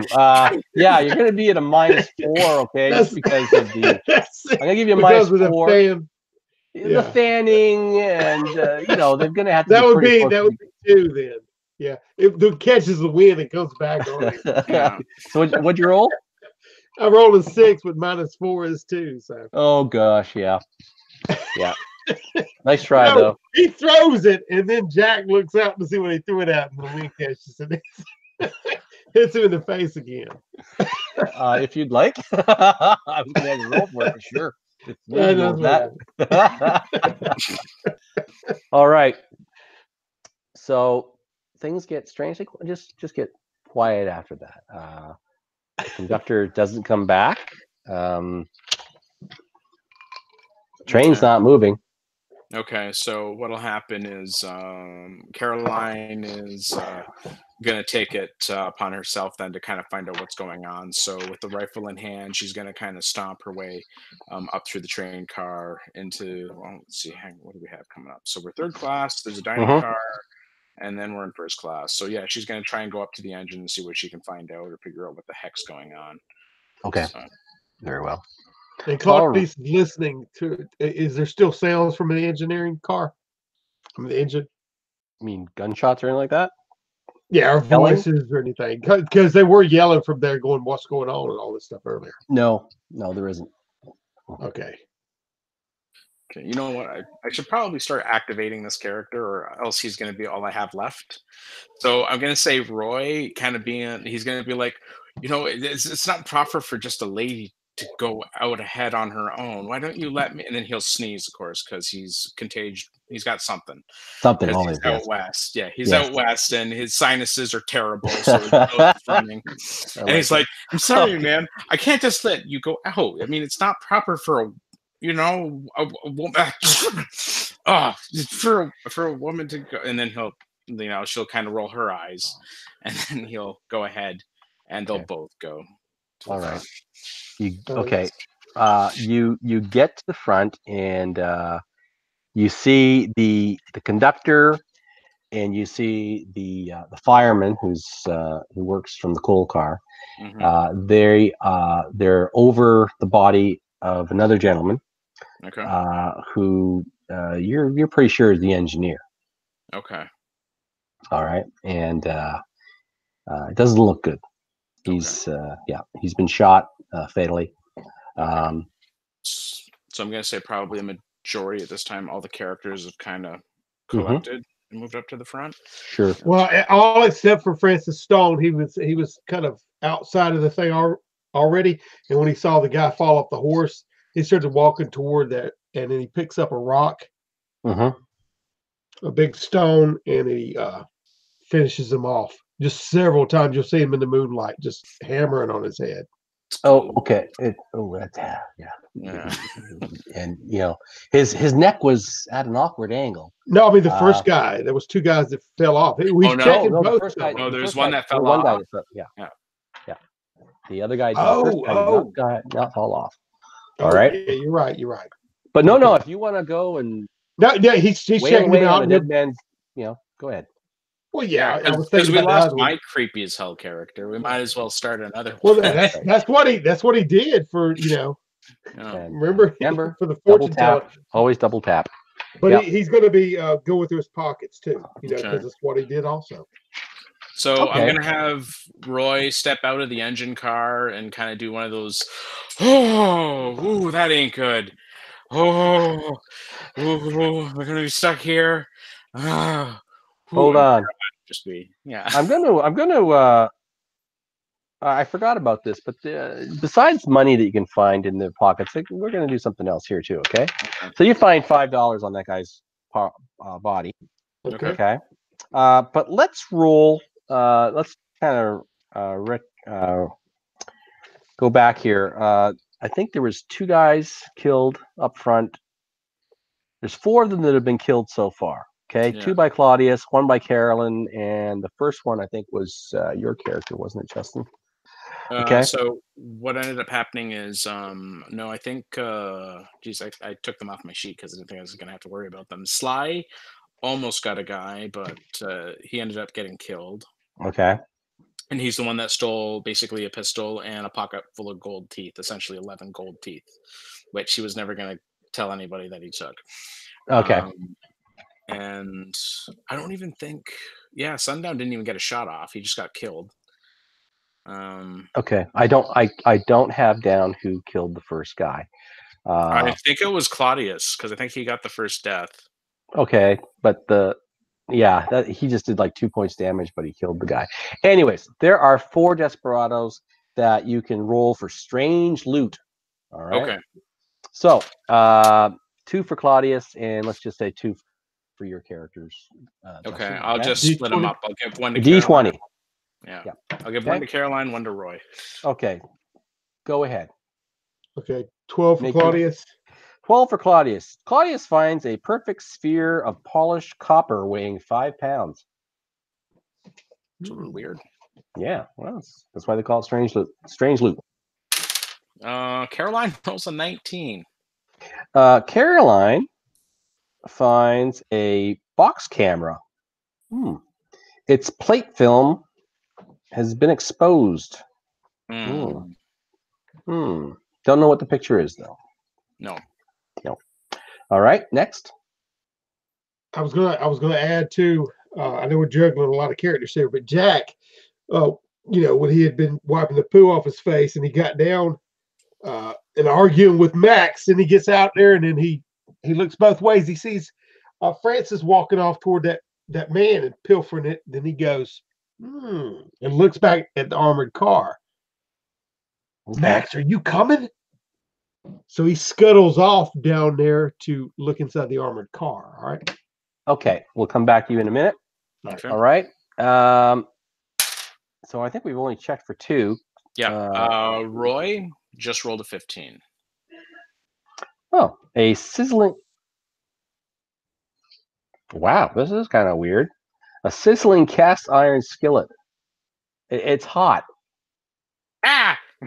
Yeah. Like, the handle's cool, but it's hot. Yeah, don't get that around Francis. He's already been branded once. Yeah. Good, I can cook my soup on it. Yeah, that's what you do. It needs no fire to cook. Yeah. All right. And there's one more roll. Yeah, that's one that's going to be for you, Del. I don't know what your other character. For Francis, probably. 7? Yeah. Yeah, Francis would have walked back after that and said, they're all dead. And then okay. And this is just a small carving of a hog. Oh, perfect. He loves that. All right. He shall stroke it and name it George. Yep. And then we'll look at the armored car. While that's happening, the search is going on the armored car. The problem being is that our engineer is dead, and it looks like the gang of desperados has ran off with the backup engineer who was in the caboose. Okay. Now, that guy who had fallen off of his horse, did his horse keep going or did it stop? That's a good question. Let's make a roll here. Let's just see. No, you guys make a roll. Make a roll. Roll 6-sided dice. If you roll a 2 or a 1, it's still around. Okay. 2. Yeah, I get 2 as well. Okay. There was only one horse, so. Okay. Well, yeah, anyways, doesn't matter. I just like being in sync. Yes. Both halves are here. One didn't. Yeah. Okay. Yeah, the guys in the you see a horse, just kind of grazing, meandering around. Yep. Okay. Let me just check about this railway, this armored car. I have to find out remind myself what's in the armored car. Oh, there it is. Oh, okay. Right on. Okay, well, what you find in the armored car is 4 dead guards, which he will loot. Basically, they've got rifles. All right. Nothing else I think altogether. Let's see here. There's like $12 altogether among them. Okay. And you can see an open safe. All right. Oh, perfect. And under one of the bodies, another body, and that person's moving. All right. So there's a body under one of the other bodies. Yeah, there's actually a fifth body. Okay, but that person is moving. Okay. Now I look at Max and say, Max, go check him. I'm gonna roll for president. Yeah, you better. Yeah. 4. How did you prefer this? Yeah. Okay. Let me get this straight. And Jack goes like, get you. Yeah. So and kind of looks up and looks over and tries to look at the dress of the individual. Does he look like a guard or a bandit? No, he doesn't look like a bandit. He's well dressed, but he doesn't look like the guards either. What were you gonna say, Justin? I was going to say, no, I'm just convinced that the monkey has trained Jack. And yeah. So, all right. Well, Jack goes over there and starts pulling the guard off of the body, trying to reveal more of it. Mm-hmm. And are you all right, mister? Say that. He's wearing a bowler hat. This gentleman, he's got a handlebar mustache. Is he bleeding anywhere? Oh, he's bleeding. Yeah. He's been wounded. Okay. He's taken one in the gut. And he's holding it, and he's like, looks like they got the payroll. Damn. Oh, all my men are dead. They ran off with it up yonder. Yeah. Oh, Jesus. We gotta get that payroll back. Listen, I'm a Pinkerton man, you know. Yeah, Pinkerton man. And listen, all my men are dead now, but maybe you can gather up some friends and help me get back that payroll. What do you think? Ain't gonna be good much use to you, but we sure could use it. No. You good enough to stand? And he tries to pull off the other body. You can help us. He's not good enough to stand. He is not good enough to stand. Yeah, that was a question he was asking him. Okay. Yeah. All right. Well, Max stops automatically and goes over there and picks up a rifle and starts polishing it. Sure is a nice rifle. And then he leans out and looks down there and, hey, mister, yelling for Francis Stone, which he doesn't know his name. Come back here. We got a live one. So Francis has already walked from pickpocketing over there and said, looks like they're all dead out there. Okay, up into the cab. Which the monocle, what is his name? Claudius. Got too many characters. I know. Too many characters. Okay. Claudius. Hey, I've done this with like 8 people playing. It's crazy. Claudius adjusts his monocle and says, we got a brood outside. He says, they're all dead. Back in there, he says, and then from hearing Jack's voice, hey, mister, he sees Francis look down there and says, who wants to go back with me? And he and Caroline will be like, well, yeah. And Caroline will make her way back over there. She's like, yeah, we better see, what kind of damage has been done, if we can recover it all. But okay, so Caroline is going with Claudius. Yeah, she'll go with Claudius. If she can she pick up that pistol off of Dead's eye? Yeah. Oh yeah. Mm-hmm. Definitely. Pardon me. I'm just trying to outfit her as best as I can, and I'm also actually going to get Roy to go back there as well because he needs to do something. Okay. Yep. Well, Geezer's been leveraging old boy out since he was half stuck in the window from getting shot. Mm-hmm. What is his name? Sundown. Sundown's dead. He's got his leg up like that. and working his body out the window, and Francis walks by, and that body just falls out right in front of him. He steps over him and walks out, and you see old Geezer's head pop out, and he's seeing everybody walking on the side of the train. So anyway, he gets out too. All right. I was just gonna say, you just see Geezer like opening the door to the washroom, pulling up his pants, taking out the rolled up newspaper. Hey,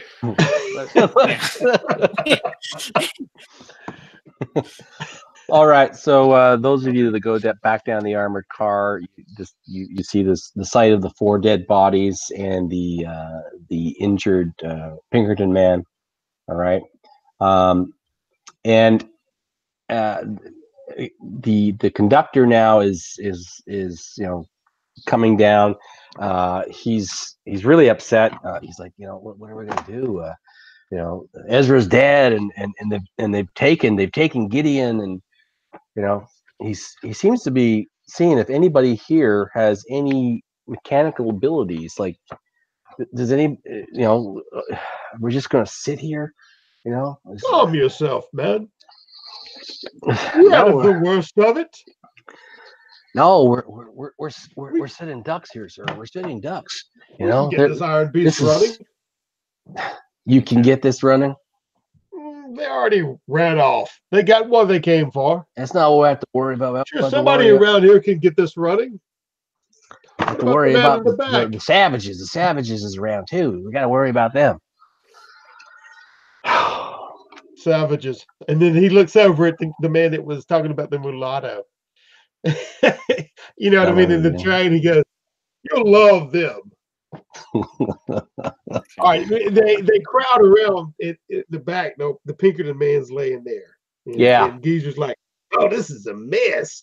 Telling you." Okay, and Claudius leans down and picks up one of the rifles and looks at the pistol and shoulders it, and he has a rifle now. Okay. All right. We're gonna say, Justin? Okay. Oh no, I was just gonna say, I'm guessing that Caroline and Roy are probably updated at this point. By the time they get over there, they see all the blood, the dead men, and the Pinkerton man saying, like, "Listen, I kind of have an obligation. Can you please go, get these guys, and we also need to get the engineer." So Caroline will probably just be like, "Yeah, we can probably, you know what? There's nobody else here that's." We're just going to be sitting ducks down here. There's no one here that can actually repair this, no matter how Claudius bolsterously thinks that there's someone who can. But no, we need to get that second engineer. I'm going to say we can do that. We can, because not only can we get the funds at that point, we can get this second engineer here to get this engine running, so it's not just sitting here. Especially seeing how we're in savage territory too. Right? Claudius is doing like this with his fingers and goes, "How many do you reckon we took down? How many do you reckon is left?" Well, we have 2. So Snake. So Caroline. She's like, "Well, there were 2 that were dead in your cart, right? And then we have the one that's over there out in the field with a horse, by the way. And I took a shot at one that actually ran with them. Whether he's dead or not, I don't know. Did anybody get a final total on how many were out here altogether?" Okay, let's make a intelligence check. Okay, and just make one intelligence check per group. Okay, add your best modifier. I got a 14. You got 14. Okay. Dell? All right. I got a 9. You got a 9. Okay, so we're thinking you think around,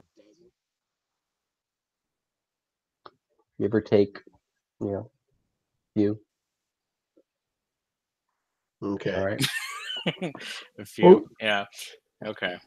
Geezer turns around from he's kneeling down looking inside the empty, open safe. He turns around, there's a gleam in his eye. He smiles. He says, "We'll get your gold back, mister. Come on, let's go." And Caroline will be like, "Okay, listen, crazy man. It's not gold. It's a payment. It's probably there's gold in them there hills." And he points toward where they went. That's where they went. That might be true, but that's not what we're going for. It's basically a bag of money. It was what did they say? It was a payroll, right? Payroll. What do you expect to fill my intelligence roll? Okay. Yeah. That's true too. So, all right. So what we can do is we can set out and basically go over to the Pinkerton man. What's your name? Jasper. My name's Jasper. Jasper? Okay, Yeah. well, it seems like we don't have much choice. It looks like that we not only have to go for the money, but we do have to go for that second engineer.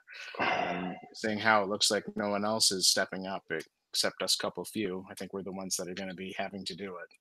So now Brigadier Bellows has showed up, and he's like, "Well, instead of taking this terrible risk, why don't we just take a couple of horses and go back or forward to the nearest community and bring back an engineer of some sort, or another train, for that matter." Well, how far away is the closest station? Is it a week? 2 weeks? Oh, I don't know. Let's ask the conductor there. Maybe he knows. Okay. All right. Stepping over and. Oh, foot! Let's chase them down. There's just a few of them left. I'll be behind you. Okay. The next place that you would hit is about 5 hours away by horseback. By horseback. All right. Okay. By horseback. But it's a watering station. You know, one of those places with the big, water cistern that they would fill up the train. But it's also a telegraph station, so they'd have to telegraph from there. So I keep on saying I'm kind of at what is it, an impasse here where I'm kind of like, well, we can either be big dumb heroes and go get the gold, or we can actually be zero level characters and let people who are well more capable of doing this go do this work. Yeah, shoot, they're getting away. And then Geezer stalking around, talking, really getting into gibberish now. Okay. Barely so understand. Caroline's going to slide over a rifle from the armored car, take a cartridge or something from one of the bodies that's probably lying in there. I don't know, what are these rifles? Just what are they? You mean? Yeah. They're just what are they? I think the rifle is D12. Okay. They're Red Riders, I believe. Yeah. Red Riders. Oh, okay. You shoot rifle. your eye out, Jack. Here it is, semi-automatic. Yeah. Remember, you can do the three shot thing, eh? Yep. Yeah. Okay. It's just that if we do the 3-shot thing, we're never going to hit. Because of the dice chain. Okay. Yeah. So the idea is to go after the bad guys. I'm gonna say just because they was riding off with a horse. Yeah. We'd have to be on foot. We got one horse. Actually, I was gonna say we have a freight car or something, right? Actually, are we carrying horses? There's 2 horses in the freight car. Okay. Wait a minute. What's on the flatbed? Hold on. I believe stable. Probably chickens or cattle or something. No, there was cattle in one of the freight cars. I'm sorry, there was the horses in there. Yeah. Where is that? Okay, here it is. Oh, okay. Yeah. So there is a buckboard on the flatbed. But there's no roads here. I just gotta get a drink of water, guys. Throat's getting a little dry. No problem. No, you're just been talking. So perfectly fine. I don't know. This is this big dilemma of like, well, do we go big, be dumb heroes, or do we try and survive? Well, there's 6 of us right now, right? Yeah. So if we had 2 per horse.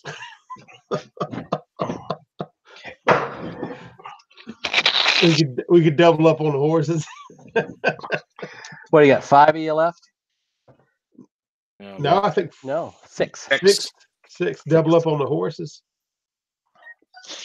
All right. Now it's 9:30 now. Do you guys okay to go on, or do you want to stop? I can go until like midnight if I have to. Dell's been up since 2 though. Okay. I can actually go for a little bit longer. I mean, I'm feeling pretty good. Okay. All right. That's fine. I just wanted to make sure. Yeah. All right. Super. All right. So you're gonna go after the payroll. Very well. The payroll and the second engineer. And the second engineer. That's right. Okay. Just give me a second here.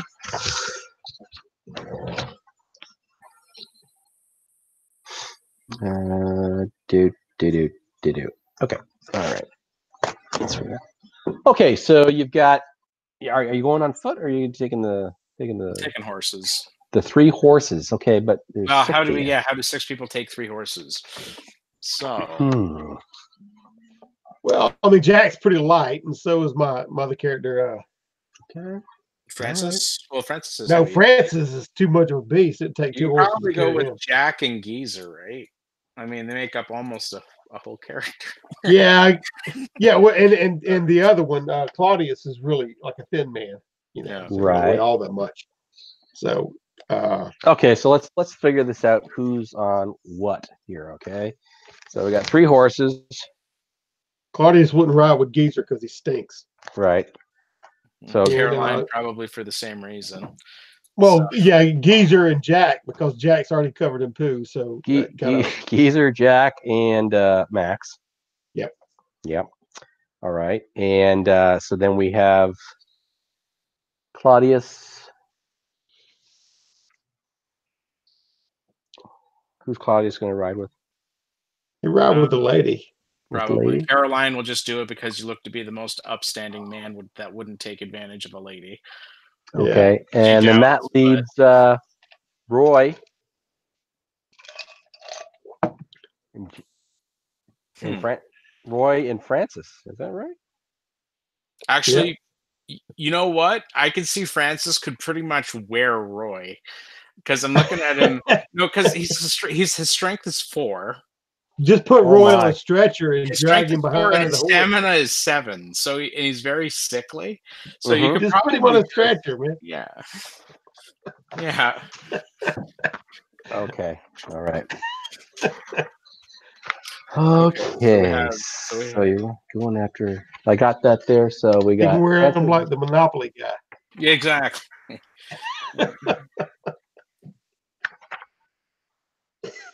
Okay. Let me just see here.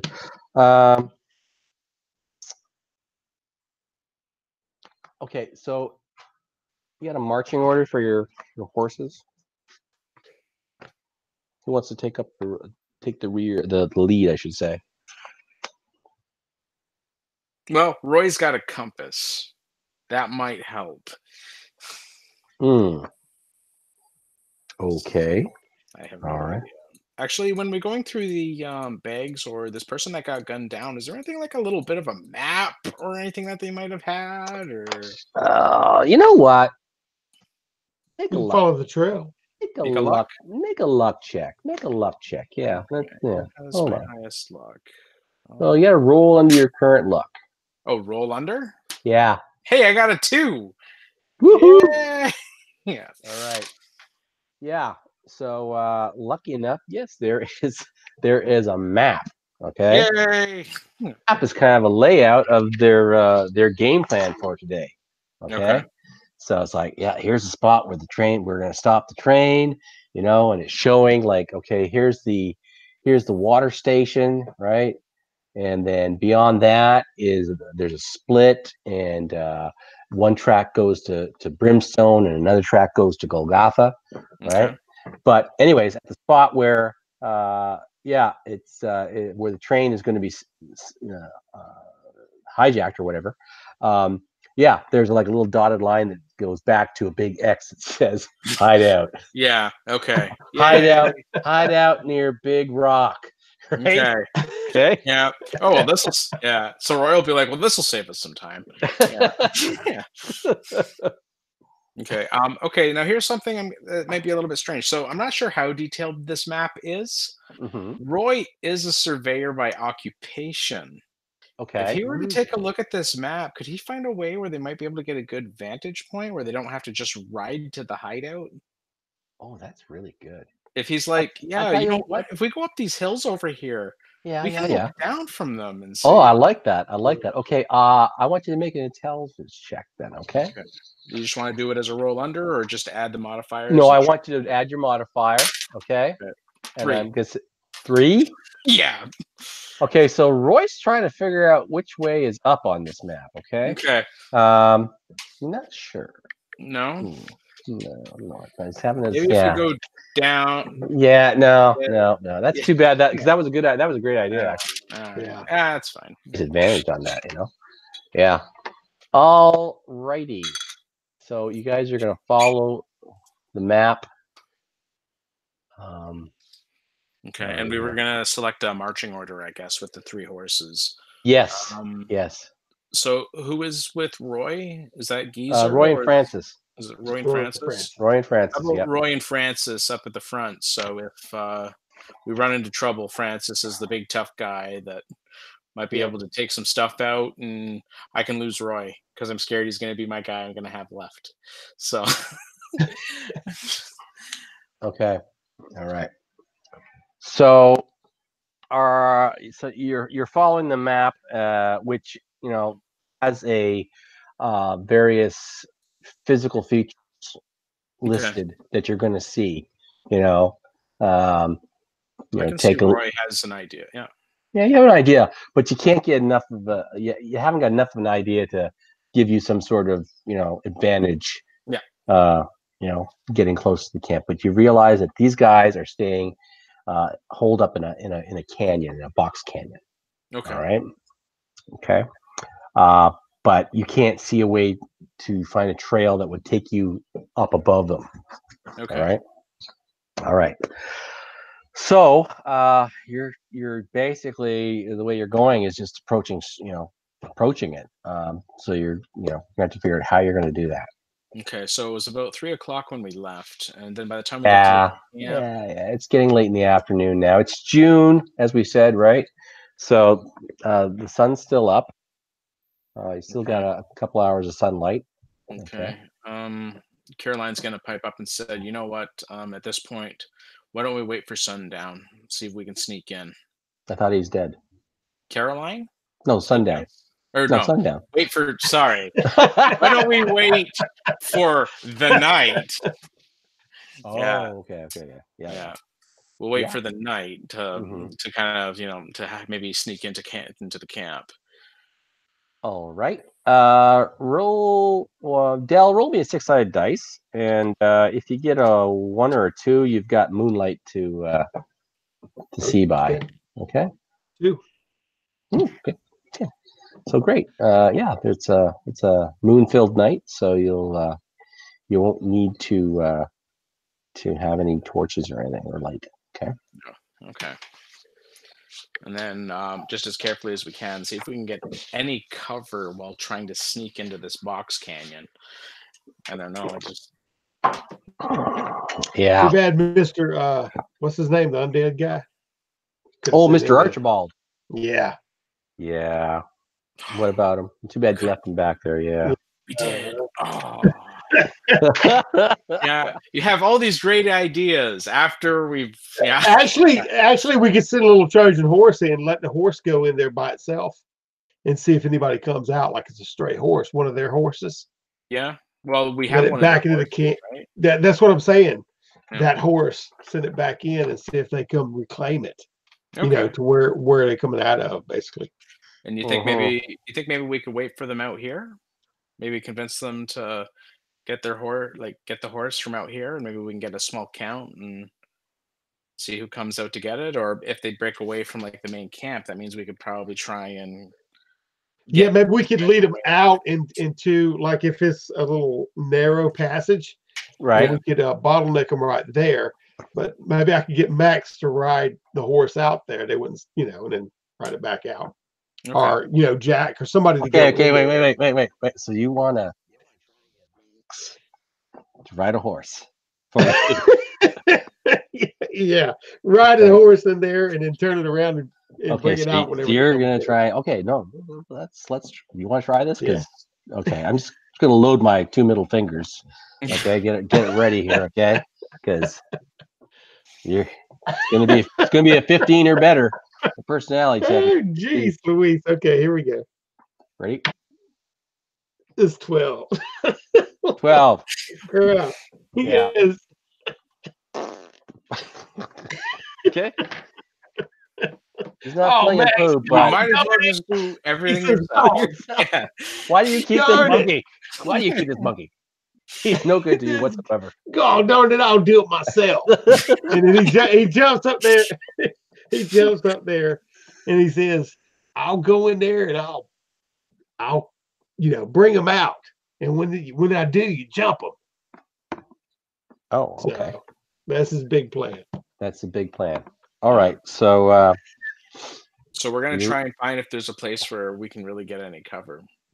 Yes. Oh yeah. There's lots of places where you can find cover and it'll give you a +4. All right. Okay. To your armor class while you're behind cover.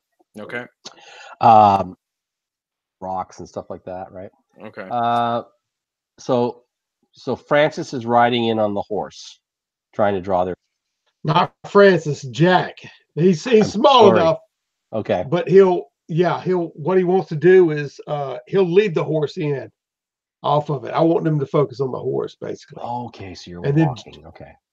Yeah, and then kind of keeping a low profile. Okay. And whenever he see, he'll jump up on the horse and ride him out. Okay. All right. So you're keeping a low profile. Okay. Make an agility check. All right.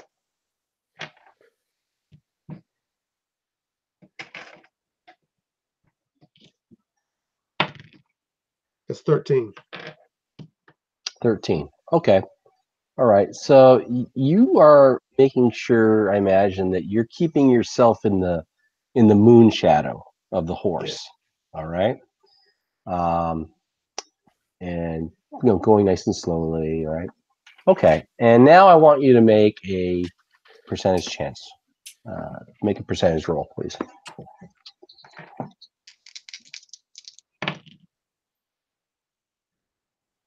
That's 4. 4. Yes. All right. Okay. So as you're walking with this horse, you do notice that there is a lookout in a stand built in an old jack pine. All right. Oh, okay. Yeah, and you can see that there's somebody sitting there with a rifle. He's not really paying that much attention because he doesn't seem to see you. Doesn't even seem to notice the horse. It's a terrible guard. What do you do?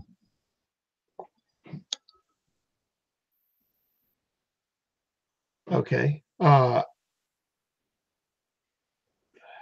jeez. I'm trying to remember what kind of weapon I have on me. Oh, he's got the rifle on him. Yeah, he did. He did pick up a rifle.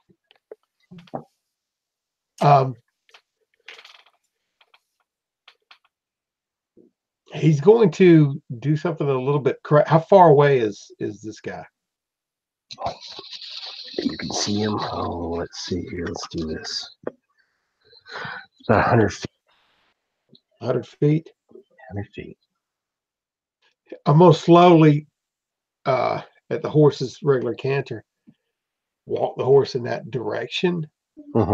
If I see him at all stir or move or anything, okay, I'm going to stop. But as I'm getting closer, I'm going to see how much bridge I can bridge to be able to fire off a shot, get a good shot. How much cover does he have? Does he have? Yeah. He's not really doing a very good job of covering himself at all. Okay. He might have a branch or a large branch, giving him some cover that he's nestled up against. All right, but like you can see the outline of his rifle. The rifle barrel is glinting off of the moonlight, right? Yeah. So he's probably, as I'm listening for any kind of snore or anything as I'm getting closer to him. Oh, okay, all right. Okay. Yeah, roll 6 dice. Okay, you said D20, right? No, I said 6. Oh, okay, 6-sided die. Yeah. 6. No, I can't hear you. Okay. I get as close as I can. to the base of the tree. Is there a ladder or anything? How close am I? You can get right up to the tree. Okay, I'll let go of the horse's lead, and climb up the tree. If there's obviously maybe a ladder, or okay, yep. I want to do that as quietly and as slowly as I can. Okay, you rolled a 4, didn't you? When you rolled the percentage dice, didn't you? Yeah. Okay. Yep. Good. Okay. So I very cautiously try to just peek over into it and see, hearing for any movement or anything before I pull up. Okay. And I want to get eyes on him in the moonlight. Okay. Is he asleep?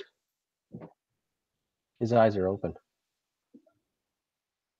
Okay. Now, when I'm coming up over it, I'll be coming up with the rifle, kind of creeping up over the edge to get a look at him. All right. Does he make any reaction? No. Okay. Well, first, Jack, wide open. Jack kind of, if they're wide open, Jack balks, but I don't pull the trigger. You want me to roll for that? See if you pull the trigger? Accidental, like startling? Sure.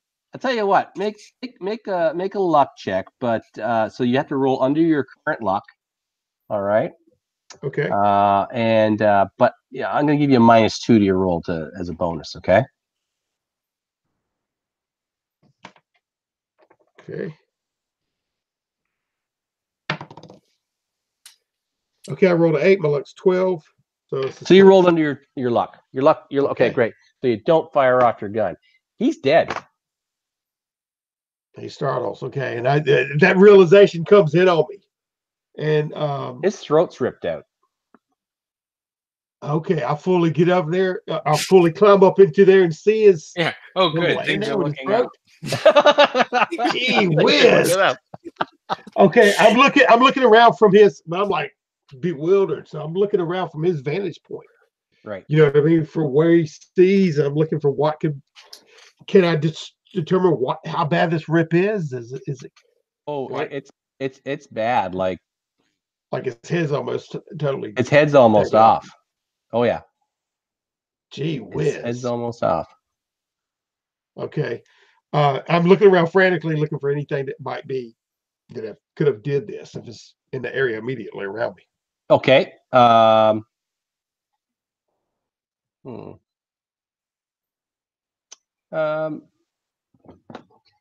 Let's see here. Make a percentage check, please. All right. What the heck? Oh, there it is. It's 55. Okay, 55. You can, from your vantage point, you can see the hideout camp of these desperados, right? And you can see that there are some bodies lying on the ground. Oh, geez. Okay, well, Jack's a little bit shaken right now. And so he starts backing up and sliding down the tree and retracing his steps back to the horse. And he'll quicken his pace. The horse is fine. Like it's stayed pretty much where you left it. He's just chomping, right? Yeah. I'll get him and constantly looking around, kind of wary, and I'll lead right back to the group that's waiting outside. All right. All right. You get back. Okay. I'm exasperated. You'll see Jack spilling out. I just there's bodies are everywhere. There was a guard up in the tree. I noticed him. He didn't notice me, and I went up in the tree, and he's dead. His head's almost ripped off. His throat's something in there is taking him. I see bodies laying around their camp. Dead. Yes, he's dead. He's dead. I don't know what did this. I can't see anything else, but I do see the bodies laying there. I don't know if they're asleep or. Yeah, well, you hear a bunch of crazy stories about being out here, especially with the Demon Rock and whatnot. But I don't know, maybe something came after them. Well, that doesn't mean that we have to stop looking. Yeah, do we need to get out of here? I mean, it could happen to us. Well, the chances are there's the possibility the engineer might be gone, but we still have to check. We don't know particularly what this demon was after, and I have a feeling it may not take the keep on thinking payday. That's not what he said. But the money that's there, the payroll. The payroll, thank you. Yeah, the payroll is actually still there. So if we can go grab that, I mean, at least if we're gonna do it, we need to do it quick. Okay, he's shaking and paranoid. You see him looking all the way around and whatever, and he kind of slinks back to the back, kind of in the middle of the group when he's looking around. Okay. So Roy's gonna get up. He's tired because he's been up for longer than 8 hours. So he's like, all right, we got to get back to the train. Claudius is like, control yourself, boy. Is that all you found? He's looking out into the thing, looking through his monocle. All right. So you're going forward into the camp. Mm-hmm. Yeah, let's spread out, and you'll see him over there with the rifle. Just walking slowly. Yeah. Okay. Approaching these shanty buildings. All right. That are, you can see in the moonlight. There is a low fire burning. All right. As you get closer, you see that there is a paddock where it looks like a horse paddock or corral built up against the side of the canyon wall, but there's no horses. All right. Okay. It looks like it's actually been broken down. There are a few bodies lying about as you approach the buildings and around the fire. Okay. All of them seem to have the same violence upon them. All right. Okay. Taking a look around, is there any pattern to where these bodies have been left? No. Okay. There's no patterns of bodies. No. Okay. Both of you make a intelligence check, please. Okay, we'll let you know. Jack's on the horse. He's hugging it close. 20. So that gives me a 21. Okay. I had a natural 20. No joke. All right. So, you just get this feeling you're being watched. Okay, from one of those buildings. It's you can't hear anything. Okay, so I'm gonna have Roy kind of turn around sharply from where he's standing and kind of actually just yell out, "Hey, who's there? I know you can see me." All right. Jack stiffens up, but he's been feeling for that horse because he's been on the back of it. He's whispering in his ear, "What is it, boy?" How's the horse reacting at all? Any kind of the horse? Yes. Okay. The horse. There's a lot of blood around here, so the horse is kind of back. Okay. Forgot about that. Yeah, the horse will be hanging back. All right. Okay. So you call out to the person in there, and you just hear this blood curdling scream. No, you can't have me. No, you can't have me. And a shot rings out. 18. On Roy? Yeah. Yeah, that's a hit. That's a hit, eh? What was your armor class? 9. Oh, okay. Because I was gonna put a -4 on that anyways because of the state of this person. No, Roy couldn't. No, Roy couldn't dive for cover to save his life. To say 8 points. Yeah, he's gone. That's like 4 times his hit points. So he explodes in a shower of gore. Yeah. Even with the minus, he would have hit. So Roy goes down. Okay. And Well, there's this. Go ahead. I was gonna say at that moment, Claudius and what is my other character? Geezer. You got Geezer. You haven't lost anybody yet. What's going on here? Yeah, Claudius, Geezer, and Jack, all with rifles, start just firing off at the from where the shot came. Oh, okay. All right.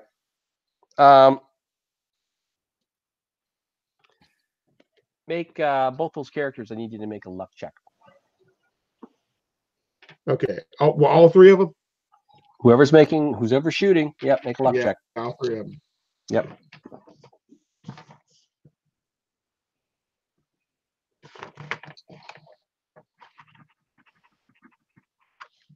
All right.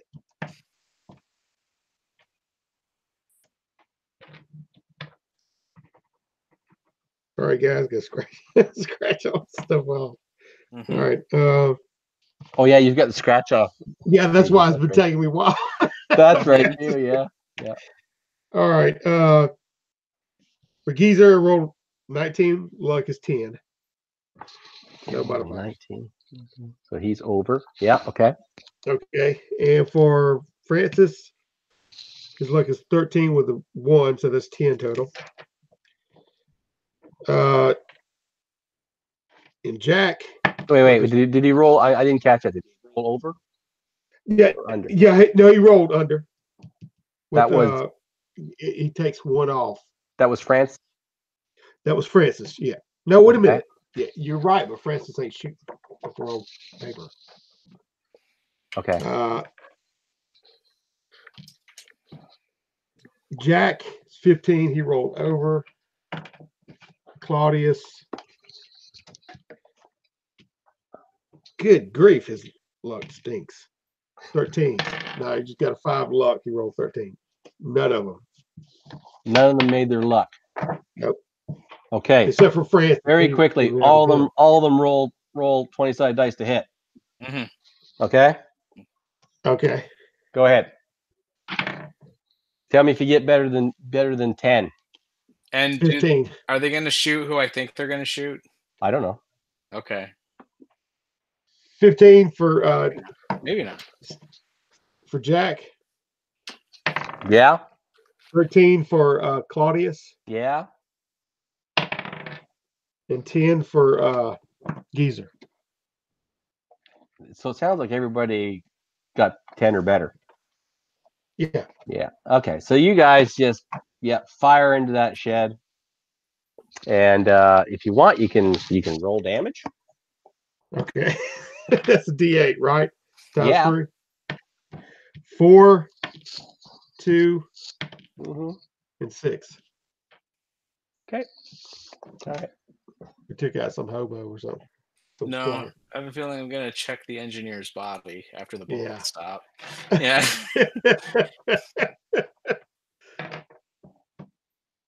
Okay. Well, it goes quiet after that.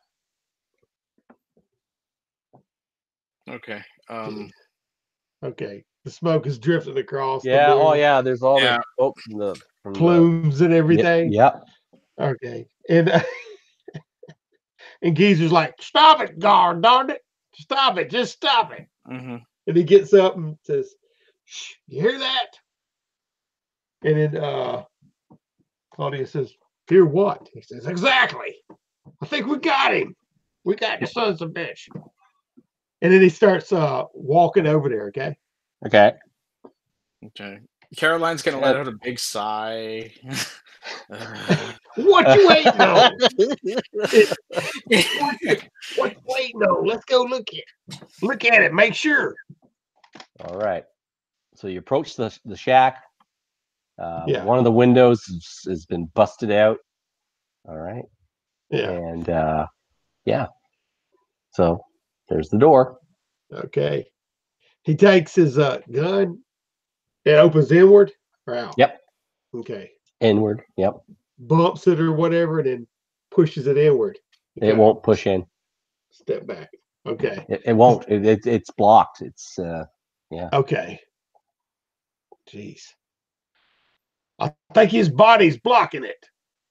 Come here. Hey, big boy. Francis says, oh, come over here and open this. So Francis stomps over there or whatever, puts his shoulder in it and pushes. You want me to roll a strength roll? I sure do. Okay, let me go through this. I need a index.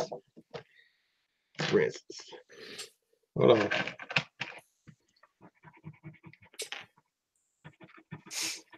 All right. 12. And strength's a 10. And then Geezer says, come on, you boys. He sees it budge a little bit. He goes, help him. All right. How big's the window? Oh, it's 2x2 window. Okay, so Caroline's just going to go. Point at the window. Yeah. God, Norris woman, this is a door right here. Okay, rifle. We don't need to get cut up.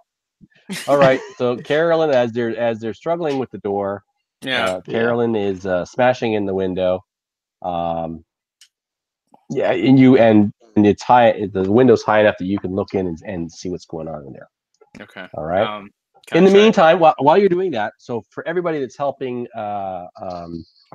is it Francis? Try and push that door open. There's a +1 to the roll. Okay.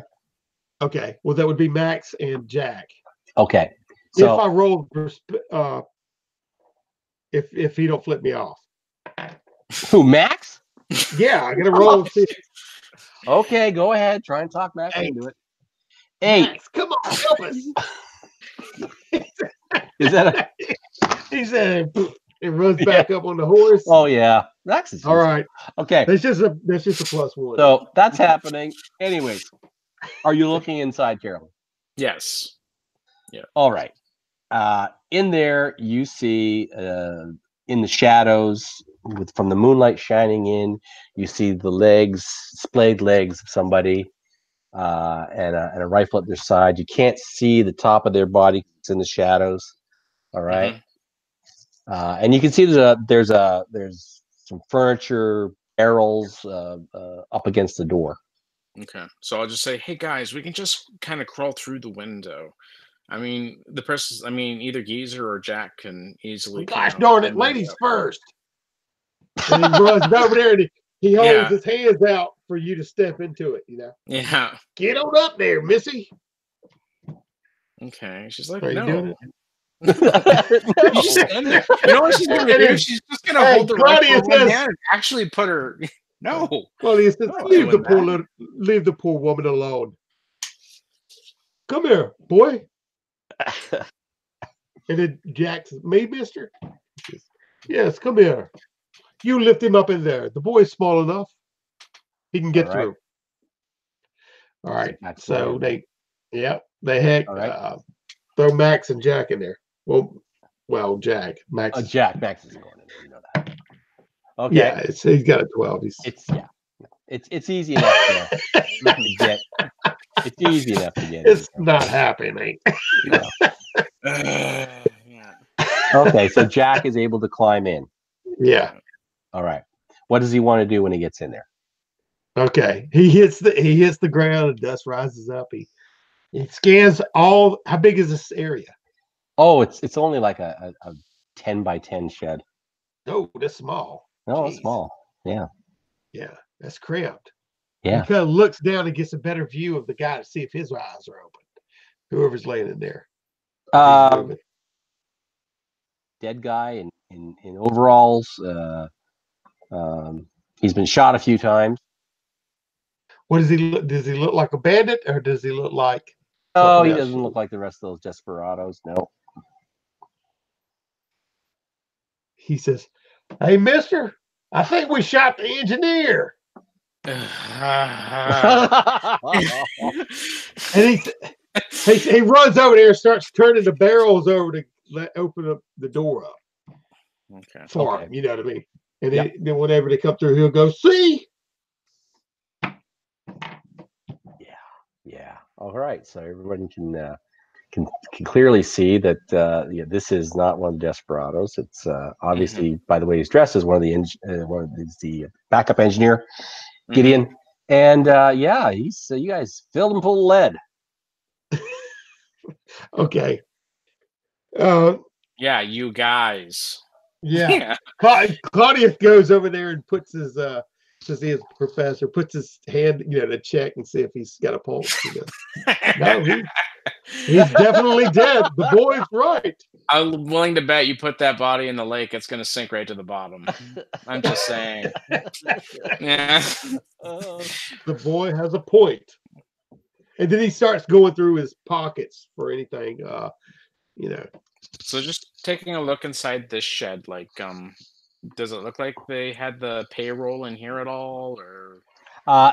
No, it doesn't. Okay, and it does look like at some point he was tied up. Okay. Right, but he did get out, and why there was a gun in there, I'm not sure. Okay. Actually, is the gun still in here after we moved him? Yeah. The gun's still there. Yeah. Oh yeah, his gun. We need to get the bullets out of that gun. You need to get the bullets out of that gun. We're about fresh out from firing all up in this shack. Yeah, did you use all the ammo from the armored car? Is that? They were blasting on it, man. The geezer's already looking out the door. I'll tell you what. Jasper would have given each of you 10 rounds. Okay. So why don't you roll 10-sided dice for each person that fired into that shack, and we'll see how many you used. All right. This is Jack 7. Oh yeah. 4 for Monocle Man. Yeah. Which is Claudius. Yeah. And 5 for Geezer. Okay. All right. Very well then. So that's how much you've used. Okay. So like it looks like he still has like rope around one of his wrists. Okay. That he's looks like he's broken his bonds. But was he being held in this shack or not? Don't know. Where did the gun come from? Don't know. Okay. I'm gonna hazard a guess and think that he was scared and decided to wait in here, and then he just didn't know he wasn't in his right mind when he shot Roy. So there could be something still here, or something that may actually come back. So I suggest that what we do is, I guess we're just going to have to look for the money and then just try and get back as soon as we can. There's really no other reason to be here. It's not worth dying to get this stuff. We'll just go back to the train and we'll ride to get a telegram from the watering hole. Okay. Well, my guys are looking through the rifles and seeing if there's any ammunition that they can take. Yeah. Let's just do this and this. Oh, 57 rounds. Okay. 57 rounds. Yeah, there's also some food items. All right. There's a couple bottles of whiskey. Oh yeah, well Geezer's got one. He'll slip one into his pocket if nobody else is looking. If he gets his hand on it first. But he's also looking out. He was after they went in there. It's 10 by 10. It's kind of small. He was looking at the other, not looking through, but looking at the other buildings. How many other buildings are there? There was 3 other buildings. Okay. And he goes, I reckon we need to go look at these other buildings. They might have the stash in one of them. There's got to be gold in one of them. All right. So, if that's what you're going to do, yeah. Yeah, come on, big boy. Okay. Come on, help me knock these doors down. Some of the doors are already broken down. Okay. Yeah, the first one that you go to, you can tell that the door's been smashed in. Okay. Well, he's got his gun, so they all approach, you know, to be barrel in at the ready. Yeah. And goes in the first one, he looks it up and down. Is there any kind of chest or bag or anything? Yes, there's the bag there with a couple of dead guys. A scene of intense violence. Let's make a let's see. Puke. It's pretty bad. I mean, the guy being almost, that was bad enough, but these guys have just been ripped apart. Okay. So I'm trying to Constitution. Could be stamina. Stamina, thank you. I'm trying to look at my list here. Yep. So make a stamina check for those of you that are looking at this, okay? There we are. Okay. I am still going to be outside. Rifle in hand, kind of just looking around, because I still thinking, do I still have that feeling of being watched even after the engineer has been shot? That's past. That's past. Okay. Yeah. Yeah. Okay. Stamina for Geezer, because Geezer and Francis that went in there primarily to check it. Right. Okay, I rolled a 3 and his stamina is a 12. Okay, so he's up chucking. Okay, it's pretty nasty. Yeah, which is saying a lot because he's pretty nasty himself. Yeah. Everybody else hears him retching in there. And Francis walks in. He's got a 15. Okay. He rolls a 16. Of course, I got a +1 modifier. He's able to keep his supper down or whatever. Yeah, he's just trying to dodge all the splash. Okay. Yeah, so you can see, there's definitely the bag from the payroll is there. Okay. Okay, well, that's what Geezer's yelling through upchucking. He go, we found it. It's it. Okay, so. Okay. Well, grab it. Don't yell about getting it. He tries to grab it and he keeps throwing up. Yeah. He tries to make, and you'll see, spill out of that building or whatever like that and stop and throw up. But he's holding that bag while he's still throwing up. He's holding it in the air. It's in here. Okay. Yeah, just be like, okay, don't just go. And you'll see Francis just walk out of there. Walk behind him. He has to stoop to get it from underneath the door. All right. Okay. So it does appear that that's the payroll that was stolen. Okay. All right. Should we vamoose? Indubitably, so. Yeah. Let's get down the road. Okay. So you are able to ride away from the hideout of the desperados. Okay. So on the way back, the moon is out. It's a nice summer night. All right. I want you all, the two of you, sorry, to just make a percentage roll. Okay. Okay.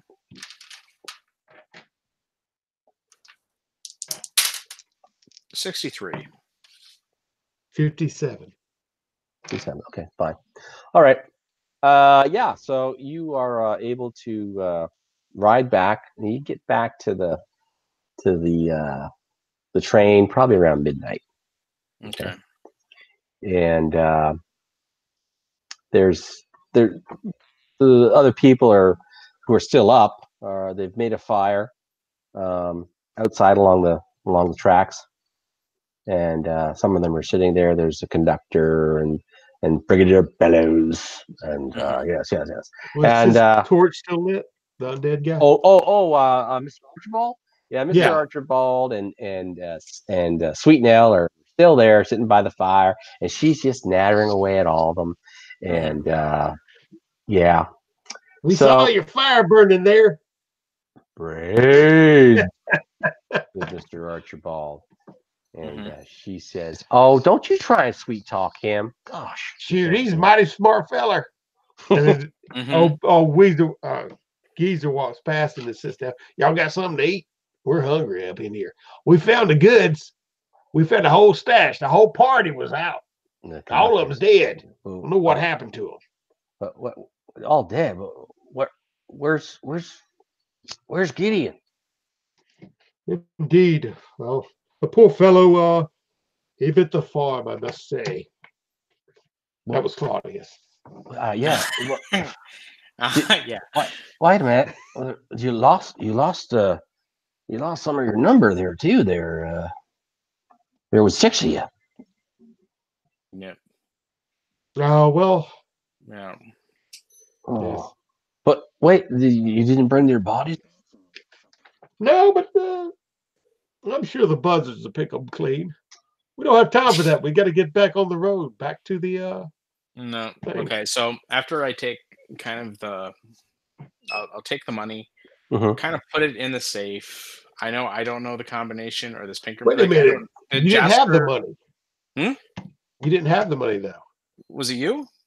Yeah, Geezer had the money on him. Nobody took it from him. Yeah. You say that? Really? Oh, yeah. Okay. He's been riding with it and that's why he said we got the stash. Oh, okay. Yep. Okay. Yeah, but you're not at your horse right now, right?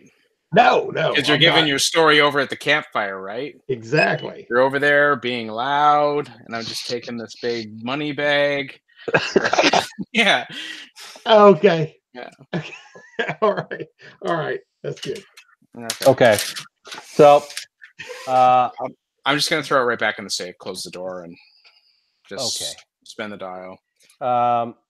You can see the Pinkerton man is they haven't moved him. They've kind of made him as comfortable as they can, and one of the other passengers is there, an older lady, and she's been taking care of him. He's unconscious at the moment, but they have been trying to see to his wounds. All right.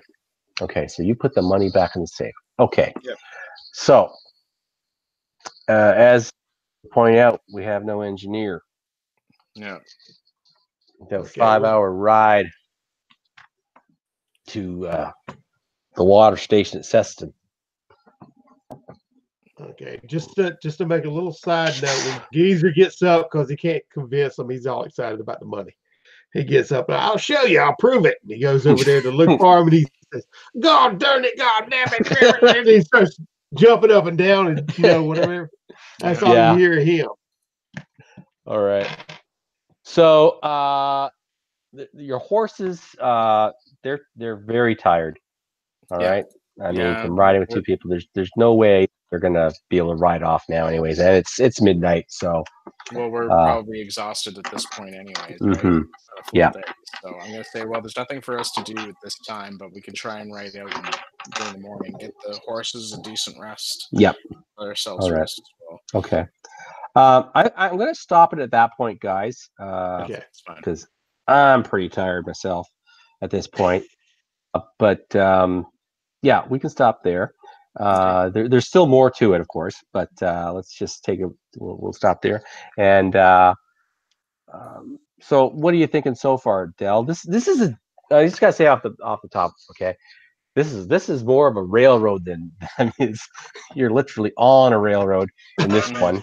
Okay. No pun intended. Yeah. No pun intended. So it's not your typical kind of funnel in that sense. Okay. So I'm just saying that now as a caveat to it. Okay. But what are your initial thoughts on this? I like the fact that you can play more than one character. And jump back and forth and even have them interacting with each other, and even if you do buy the farm, I just lost 3 characters. I didn't have to lose any. You know, half of that reason is because they were hiding Yeah. hiding out. You know what I mean, and not being so upfront. But Yes. it adds a lot of flavor to the role playing aspect. Yeah. I can see why you like it, because when you're, you know, even as a DM, you're very, very flavorful. But I love jumping from character to character. So yeah, I remember like and you jumping around with 4 characters like that, and I had such a hard time in our other game. Like I did not want to jump back and forth with having my 2 characters talk to each other. It was just I didn't want to go there. So kudos to you for that. So yeah. But you can get a lot of story and comedy out of it and everything else. And there's a lot of comedy in a funnel. Yeah. Well, you like Justin, Dell and I play Lamentations with some other folks, some other friends, and but we're on Mars in our one, and it's Lamentations of the Martian Princess, and there's lots of comedy in that, isn't there, Dell? Oh yeah, lots. You don't really realize it until you rewatch one of the sessions, and then you catch all kind of stuff. So but I did feel a little rusty. There's some things I'm gonna have to watch this again and go back through it and go, okay, what would I have done differently? Because you're always learning. But I like the idea that we've been recording this our games, because they are good, and I don't have to take as many notes either as a DM. You can just go back over them. So so that's nice. Because I'll rewatch this right before we pick it up again, and then find out, get right back into it, character and everything, And maybe by that point we'll have a few others. I know Jose wanted to play, but he couldn't, and the other guys from our Lamentations group had a game they were doing tonight. So super. So, no, I really enjoyed it. If you had some rust on there, I couldn't tell it. Well, good. I mean, other than maybe just getting familiarized with the rules exactly. Yeah. You know what I mean? But that's the growing pains from jumping from system to system to system. Yeah, exactly. Oh, it is. I can get confused myself. Like, what system are we at? You know what I mean? Yeah. But I've been playing Lamentations for so long now, and so. Yeah, well, thank you for putting up with my rustiness. I appreciate that. We can. We can. Great. Okay, I had a lot of fun. Good. I'm glad you did, and we can talk off camera about planning out for the next section or whatever. Okay. Yeah. All right. That sounds great. It'll be nice. Yeah, it'll be nice for me. I got one character, so. Yeah. Well. Yes, and. Maybe by the time we start next time, we can roll that. You can choose your class, and that will be your first level character. Yay! Okay. Yay! Yep. All right. That'll work.